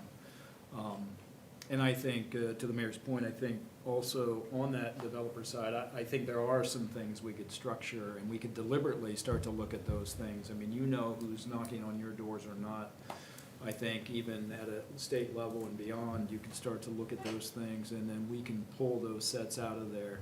I mean, a lot of the front end of this was building a lot of the 3D, digital, all the stuff, in order to get to this point, which it always is the case. We have a downtown Cincinnati fully built 3D model in my office down there that's 16 by 10 or something like that. So we can 3D print each block, and we can take out the tower and we can put in our own and so forth. So, but building those digital models, once you have the digital model, it's all great, but it does take some tediousness to get to that point. But so some of the original stuff when we started, and as you might guess, even however many years ago that was, advancements in those technologies. Of course, now we just say, AI, will you do that, please? Just kidding. We won't go there. All right, any other questions? Yes, Julie? How do you implement something like this? Like, do you pick an area that you want to focus on to begin it? Yeah, so that's not a one-trick answer. It really sort of depends. If funding becomes available for new city facilities, or if there are grant monies for a share of a garage, or those sorts of things. So that's why I think those possibilities, and that's not, hunting those are not my expertise, but there are possibilities of going out there, and it's sort of a public-private question as far as this funding is available. So there's not a one way to do it, but there are particular developers that are looking for certain things on the private side of things. Housing's a big one. And the better packaging, again, not to belabor the mayor's point, but I think that there are people that if you're looking for a type of, and housing is one of those that sort of classifies itself as certain qualities, certain densities, those kind of things. So Joy is one of those sites. Those other sites where we were showing multi-housings, those are outside developers are interested in those. They can see a whole site, they can package that site, there could be some variety in their offerings of what their products are. So you can start to organize that. I mean, if you were more aggressive at getting out there, packaging them now is not so difficult. The point is that the overall planning of this said, well, this could go there. That doesn't preclude something else from going there, but at least by looking at it ahead of time, you've sort of put a ring around it. You know what might want to be there. At that point, then, it's easier to start to look for people that might be interested in doing it. That's not a great answer, but. I have a question. Yes. So just thinking about developers coming in, and as you had mentioned before, New Philly City Schools, we have a ballot issue on the November ballot.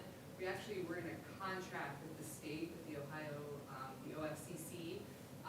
They'll pay for 55% of the project. We just have to raise the other 45%. We have until mid-November 2026 to pass a bond issue to secure that $80 million from the state. Let's say that doesn't happen, and let's say the school district as is what you have.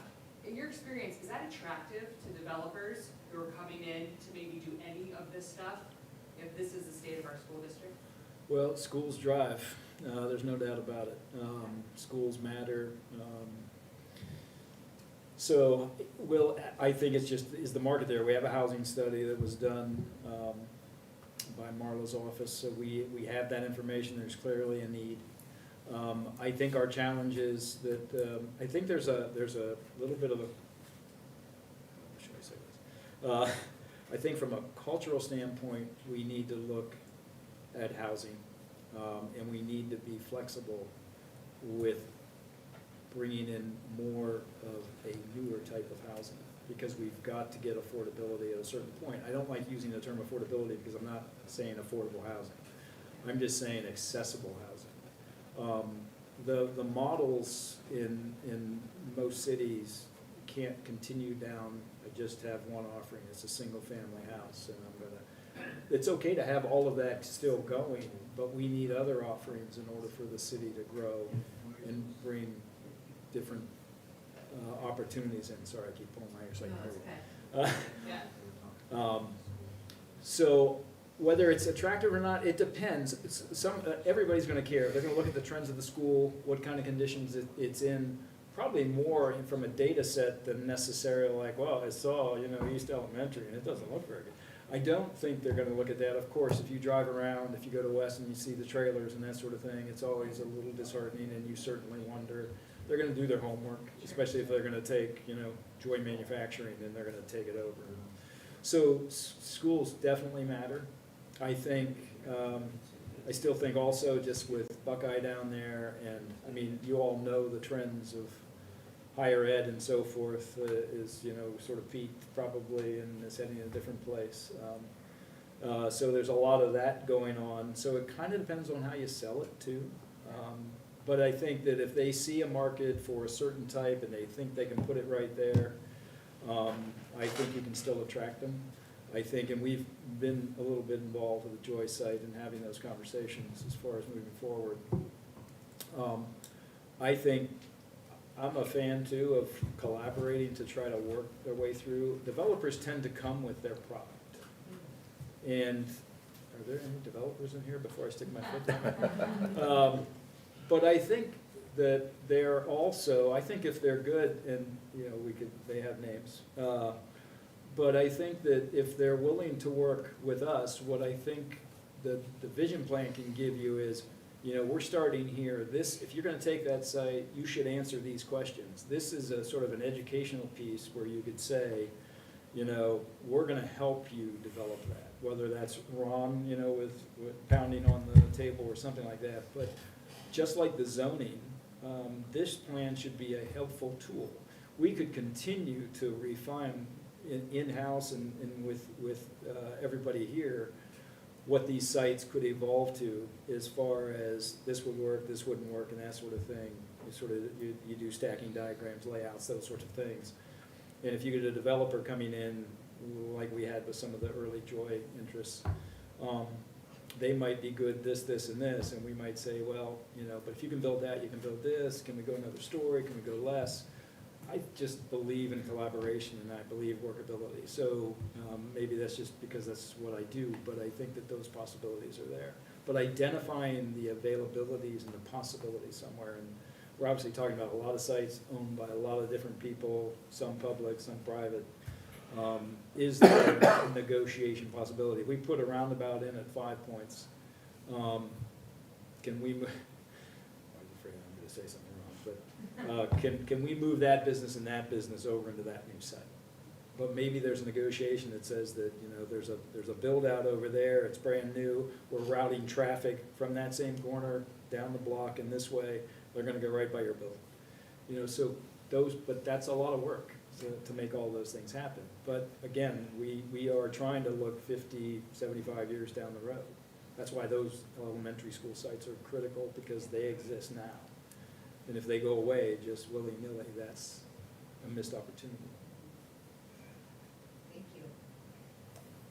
Any other questions? Well, if not, I'd entertain a motion to adjourn. Thank you, Ms. Simmelink. We are adjourned at 7:18. Council will start at 7:30.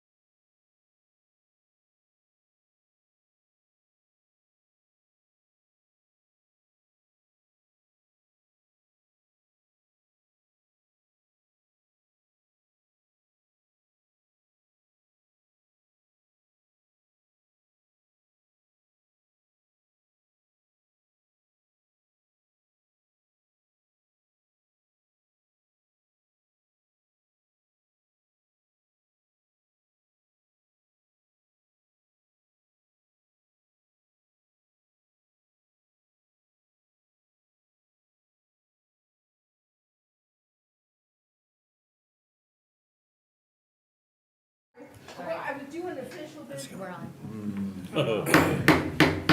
All right, this meeting of Philadelphia City Council will now come to order. Would you please rise and remain standing for the invocation and pledge of allegiance? Mr. Rippeth. Thank you very much, Mr. President. Would you please join me in prayer?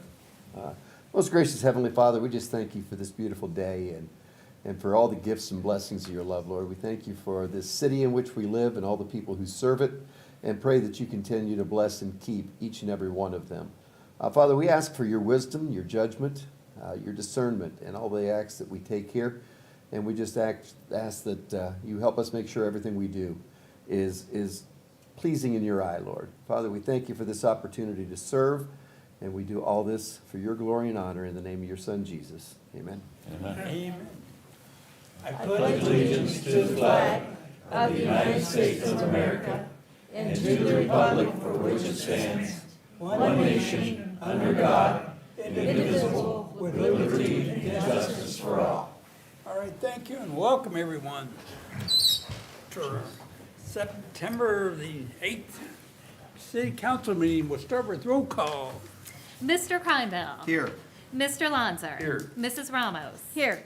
Mr. Rippeth. Present. Mr. Sears. Mr. Simmelink. Here. Mr. Walker. Here. All right, let it be known that Mr. Sears and Mr. Fate are excused from our council meeting tonight. All right, everybody's had a chance to review the agenda. Do we have any additions to the agenda tonight? Mr. Mr. President, I Sim- want to add Resolution 22, 2025, which is our auction thing, and we'd like Yes. to- and propose that and suspend the rules. Need a second? All right, thank you, Mr. Walker. In discussion by council, or council or administration, got a brain cramp here. Roll call. Mr. Simmelink. Yes. Mr. Walker. Yes. Mr. Kreinbell. Yes. Mr. Lanzer. Yes. Mrs. Ramos. Yes. Mr. Rippeth. Yes. All right, are there any other additions to the agenda for tonight? Hearing none, I'd entertain a motion to approve our agenda. Thank you, Mr. Granville. Second, Mr. Walker, thank you. In discussion by administration, council, roll call. Mr. Kreinbell. Yes. Mr. Walker. Yes. Mr. Lanzer. Yes. Mrs. Ramos. Yes. Mr. Rippeth. Yes. Mr. Simmelink. Yes. All right, our agenda has been approved. Minutes from our last council meeting, has everybody had a chance to review those? Are there additions or corrections? Hearing none, entertain a motion to approve. Thank you, Mr. Ramos. Need a second? Thank you, Mr. Rippeth. In discussion by administration, council, roll call. Mrs. Ramos. Yes. Mr. Rippeth. Yes. Mr. Kreinbell. Abstain. Mr. Lanzer. Yes. Mr. Simmelink. Yes. Mr. Walker. Yes. All right, minutes have been approved. Correspondence, Ms. Courtwright. To council and administration from Income Tax Administrator for the city, Carly Luz, dated August 29th, 2025. This is the month-end report for August from the Income Tax Department. To council and administration from Executive Administrative Assistant to the Mayor, Jamie Bailey, dated September 2nd, 2025. This is the August month-end report for the mayor's office.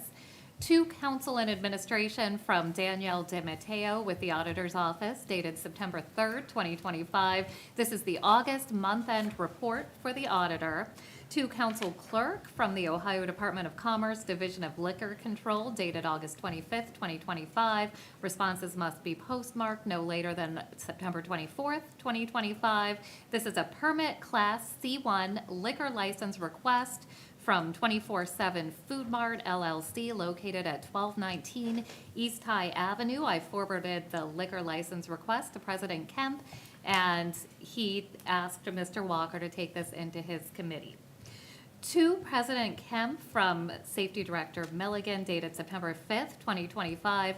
This is an email titled Assignment, asking President Kemp to assign a discussion about a proposed collaboration with the City of Dover to purchase a special response tactical transport vehicle to support the New Philadelphia Dover SRT team. President Kemp assigned the issue to Mr. Simmelink's committee.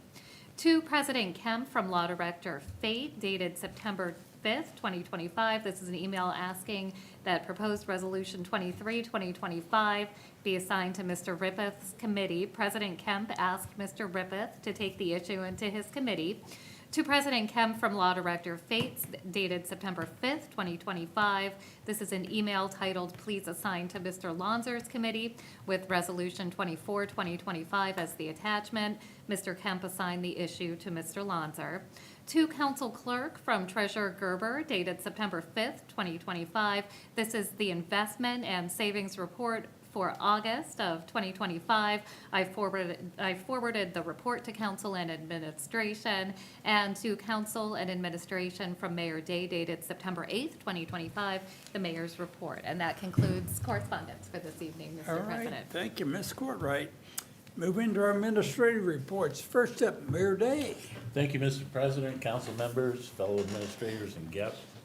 I want to remind everyone about the T-34 Association's John Glenn Warbird Spring Another Air Show to Harry Clever Field. I'd like to see everyone down there at 11 a.m. on Saturday, and you can watch the flyover and the aerial acrobatics. So it should be another exciting time. This is becoming an annual event, thanks to Don Whittingham, the event organizer. Also want to tell you about a subcommittee that the NPAC organization has put together to work on boosting awareness of the downtown lots available for public parking after 4 p.m. on weekdays and all day on Saturdays and Sundays.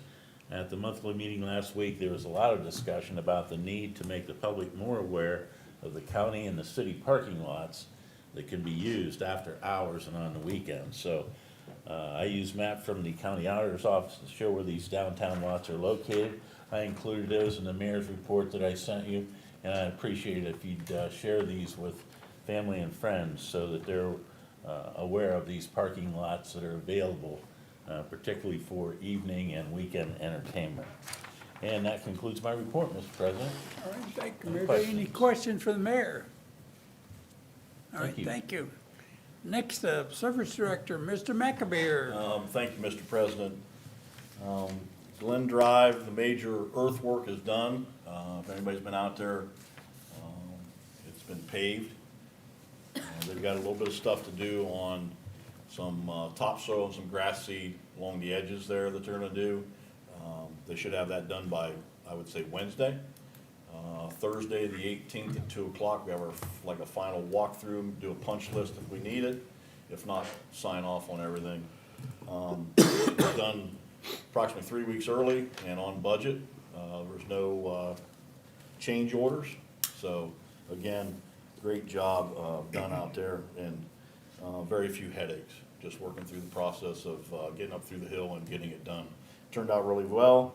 Like I say, we'll go through a final punch list, or actually walk through Thursday the 18th, so we're looking forward to that. Still waiting on the permanent markings on the small cities paving, as in downtown, Union Avenue, Fair Avenue, all that stuff still needs done. Still down on Reeser Avenue, that all needs done.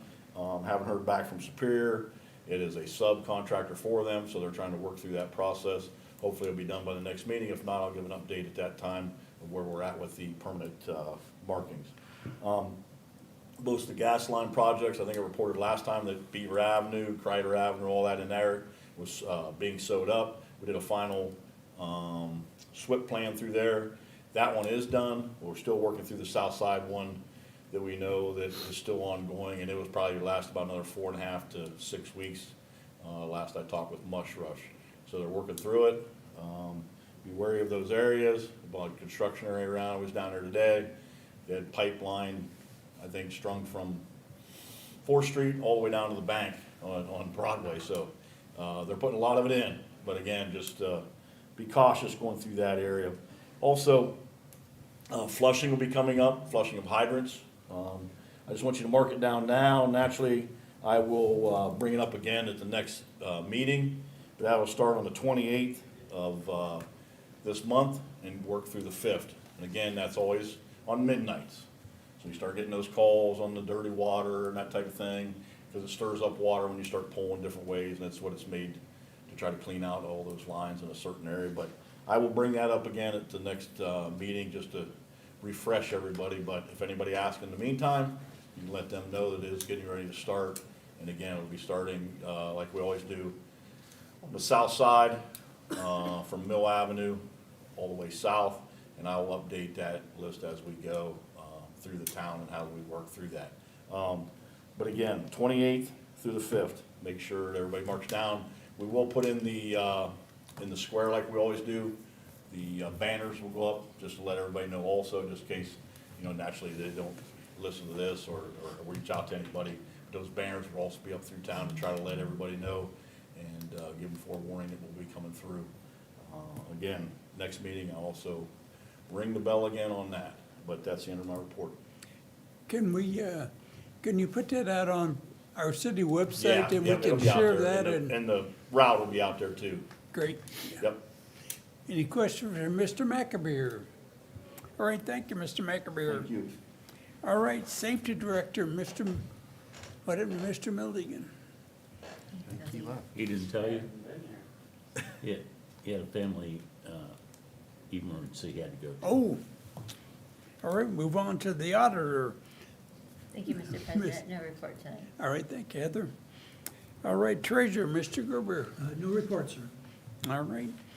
Law Director is not here tonight either, so move into our Board Commission reports. Planning Commission, Mayor Day. Thank you, Mr. President. The Planning Commission will be meeting here in council chambers tomorrow at 1 p.m.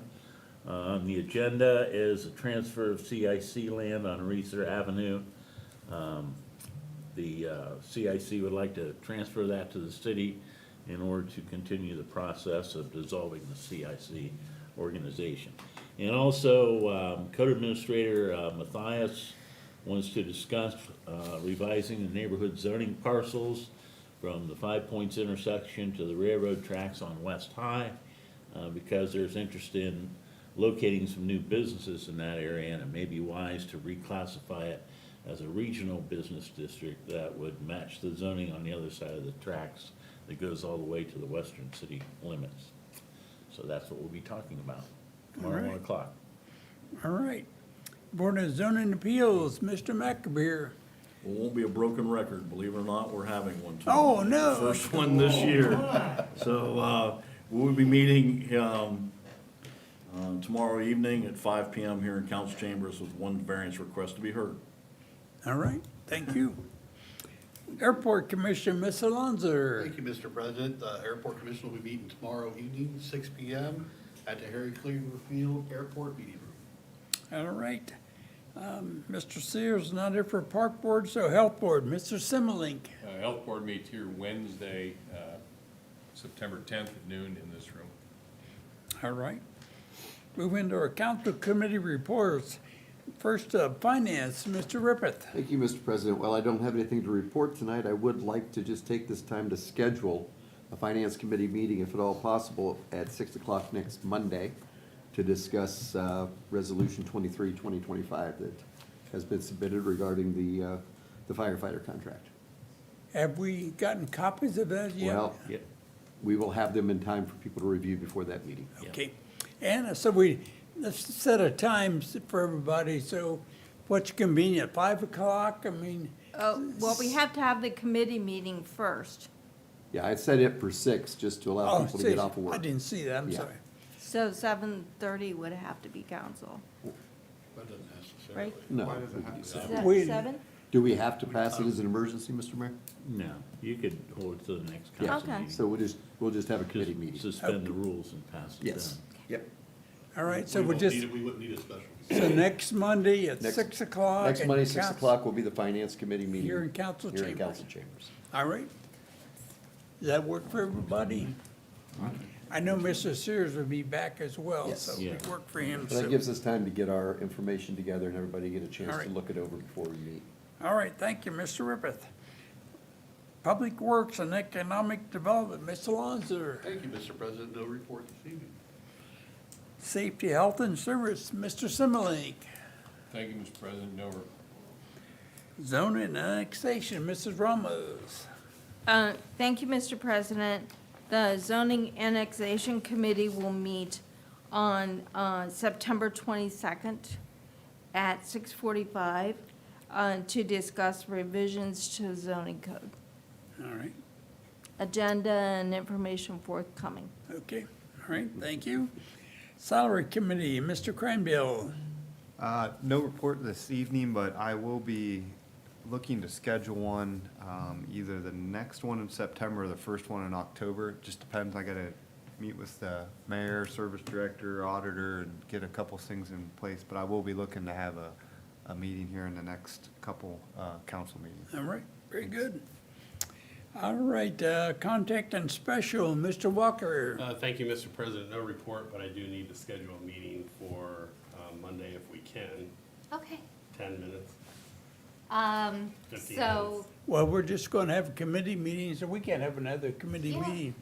just So do yours. immediately following? Okay, yeah, that's fine. Okay. Because we got to get that one And what's the purpose? The liquor, for the liquor. Oh, the license. liquor license, okay.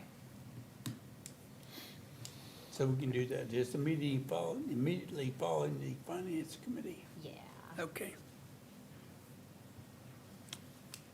All right, thank you, Mr. Walker. 15th, right? All right, floor is now open for visitors' comments. Anyone wishing to address council should rise, state your name and address, and come to the podium and address all comments to the chair. You will have 5 minutes to anybody that wishes to address council tonight. Do you? I do, yes. Yes, go to the podium, thank you. State your name and address. Happily. I don't, yeah. That's just, no, we need that because it records. Thank you. I understand now. My name is Marissa Lotzenheiser. I live at 833 North Broadway in New Philadelphia. Thank you, Council President. I am here to talk about, talk about a development, and I have a couple questions I would like to pose to council as a whole and to the mayor and administration. So I had previously contacted my council representative, who I understand, I actually spoke with Mr. Sears earlier today, so I understand that he's away on business. But I had reached out earlier this month, or possibly last month, to discuss the intersection at Tuscarora Park and Broadway. So we bought our house on Broadway and we moved to town in part so that we could raise a family and go to the park often. And I have to say, we are there more than I would like, but with 2 small kids, I get dragged over there twice already today. So we go there often, and we often walk down. I've been trying very hard to teach safety in roadway, crossing, so we walk to the crosswalk to get to the park. So I had reached out to Mr. Sears to ask about the crosswalk improvements that I had heard in Mayor's report earlier this year that ODOT is going to support via a grant. So I'm aware of the crosswalk improvements that happen down by the lagoon, and I personally stop all the time. I see other people stop when the lights are flashing. I think it's a really nice improvement for pedestrian safety. As I understand it, that project is hung up at ODOT, and I do hope that that proceeds as soon as possible. It's a shame that another summer season has gone by, but it will improve whenever it happens. But I hope that you understand my surprise that after I had reached out about my safety concerns at that crossing, how surprised I was when I saw the new Tuscarora Park sign that went in at that same intersection. I'm here because I have 3 main concerns about that sign, and I'm not discussing the static sign that kind of went over top of the brick sign. I'm discussing the electronic messaging center, like the digital sign that went on top of it. My first concern is for safety. I think digital signs work because they draw your eye, right? They are, in essence, wanting you to look at them. So when I approach that intersection, and when most motorists are now going to approach that intersection, they're going to look at that changing brightly lit sign. They very well may not look at the people trying to cross the road. Even when those safety improvements come, when the flashing lights turn on, now they're going to have to compete with a digital billboard that's going to be brighter and potentially more interesting to look at than flashing lights saying that pedestrians are trying to cross the street. I also just worry about having a digital sign in a right-of-way so close generally to a pedestrian crossing. I also want to bring up just the rules and regulations that I, as a citizen, would have to follow if I wanted to install a digital or an electronic messaging sign. In your zoning regulations that the city has adopted, it speaks to some best practices and some regulations in section 112.08. It sets out specifications that include making sure all electronic signs are at least 200 feet away from the nearest residential property lot. The electronic sign that has been put at that corner is within 200 feet of 10 residential property lots.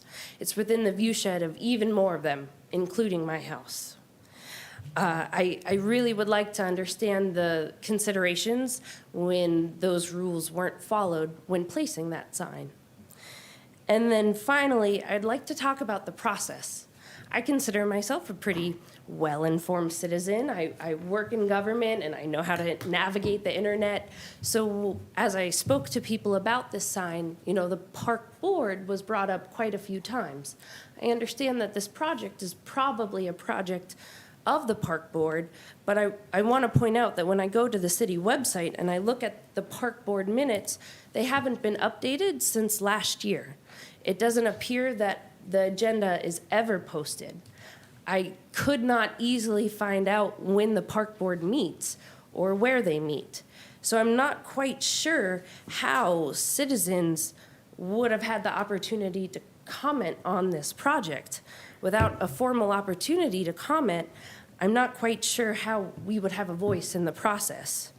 This is a question, if a permit was applied for that sign, if the permit was applied, it sounds like they would have needed a variance because of how many residential lots would be affected, and those landowners would have had the opportunity to at least attend a meeting and voice either their support or their concerns or just ask questions. I don't believe that that has happened. So I'm going to close with some requests. Like I expressed to my councilman, I try not to just complain and pitch a fit and, not look at things pragmatically. So I understand the sign is there, and I understand it's quite important to keep people informed of what's happening in our park and in our community. I would like to ask council and the administration to move the digital sign to a location on city or park property that is further away from more residential areas. It's going to be difficult, bless you, because Tuscarora Park is surrounded by so many residences, but I think there may be better spots on the park property that it could be located that would minimize its infringement on the zoning regulations. I'd like to ask that we make the sign a dawn to dusk sign to minimize the brightness of the sign at nighttime when lighting is even more critical for pedestrian crosswalks. I do want to appreciate whoever is in control of the sign. Seems like they've been adjusting the lighting levels, and it has been dimmer, potentially better every night. But it's still very bright, and it is still a big distraction at one of the main pedestrian intersections leading to Tuscarora Park. I think that it would be best practice for the city to adopt a written manual, some guidelines on sign lighting and the slide design, just to formalize the lighting amounts, the colors on the slides, things like that, so that, the lessons that the person who operates it now doesn't get lost the next person who operates the sign. And then finally, I would like to request that there are no sponsorship or advertisements allowed on that sign. To me, that would cross the line from a residential sign informing people about park opportunities to a commercial sign that's simply allowed to be placed in a park area.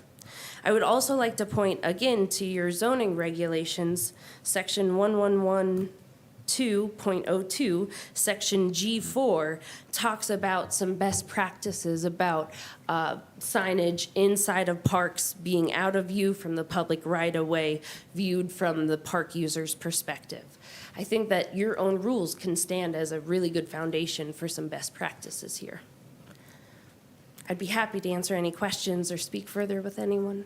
I would like to, Mr. Milligan had to leave, but I would have you sign your name and phone number And I'd like to have Mr. Milligan, our safety director, get with you and go over all that stuff. And, of course, he is the one that works with a lot of that stuff. And I know a lot of the signage went through the Park Foundation Board, not the Park Board, correct? No, it went through both. Both, okay.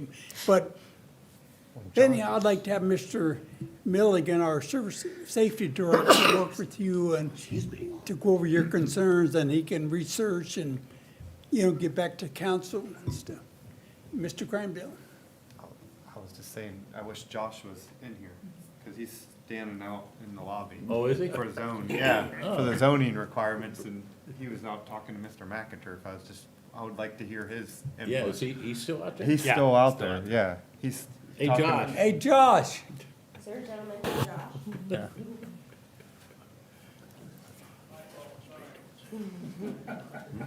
Do you have a copy of your statement?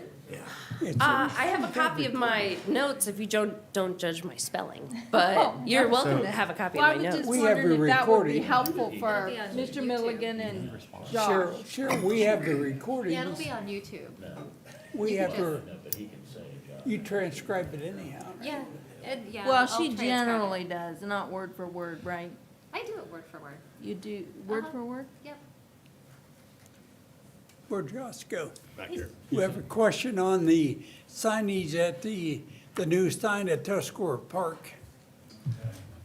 Had a zoning question. What was the zoning? Sure, and I think I want to just point out that both a zoning question, but I understand that if it is a city sign, I think, it's best practice to follow the zoning rules and regulations, but I think the larger question is the safety, right? Even if it is allowed, which I don't know if it is or not, is it a good idea to put it so near to a pedestrian crosswalk and so near to where we expect people to be entering into Tuscarora Park? And I do want to point out, like, with the ODOT grant, I do believe that part of the reason ODOT gave the city a grant for the improved pedestrian crosswalks is because we've identified those intersections as potentially dangerous. So I just think it would behoove us as the city to then do what we can do to make those intersections as safe as possible. If you are Josh, my name is Marissa Lotzenheiser. I am curious about the new digital, I think it would be referred to as an electronic message center that's at the corner of Tuscarora and Broadway. From my reading of the zoning code or specifications, I do believe that there are specifically some setback rules and regulations referring to 200 feet from any residential lot is the placement of an electronic sign. However, the sign that has gone in is within 200 feet of at least 10 residential lots. That is also accurate. Okay. What's the question to me? Sure. Was there a zoning variance requested? I'm not that, I didn't even know the sign was up till after it was up. People started complaining, so it didn't go through my office. To me, that just highlights that the process for this sign maybe wasn't followed in the best way possible. And even if, again, if those rules and regulations aren't applicable to that sign, looking at how can the general public or how can the homeowners most affected by this sign, how could we have had a voice in this process ahead of time? I know how much work things like this take. I know how much money, I can only guess, things like this take. So I hate to look at an investment that should improve our park facility. But if it's not where it should be, and if the public wasn't given an opportunity to comment on it, I truly would request that we look at those requests of how the sign will be used and where the sign should be located. Again, like I said, we get your name and phone number, that can I have would be Mr. happy. Milligan, our safety director, will be in contact with you and can discuss. I would be happy. Thank you. Sure. Is there any other questions? No, thank you for coming in and bringing it to our attention. Thank you for your time. All right, we move on to council comments. Do any council members have comments this evening?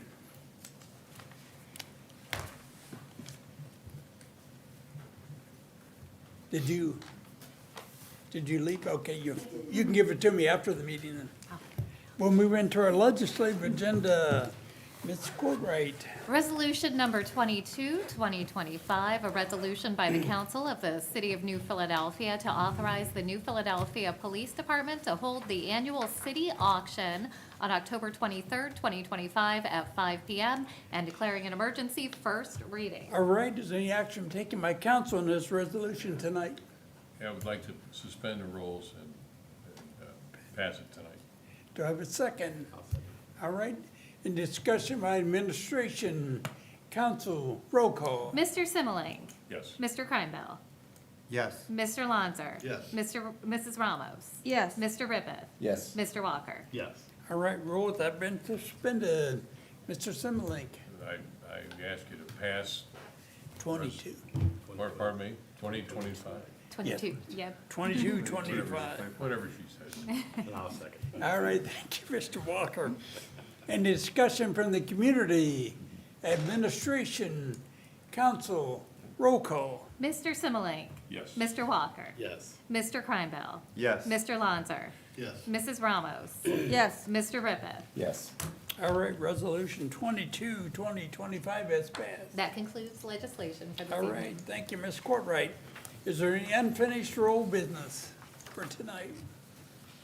Is there any new business for tonight? All right, hearing none, entertain a motion to adjourn. So moved, Mr. President. Thank you, Mr. Lanzer. We are adjourned at 8:01. Thank you, everyone.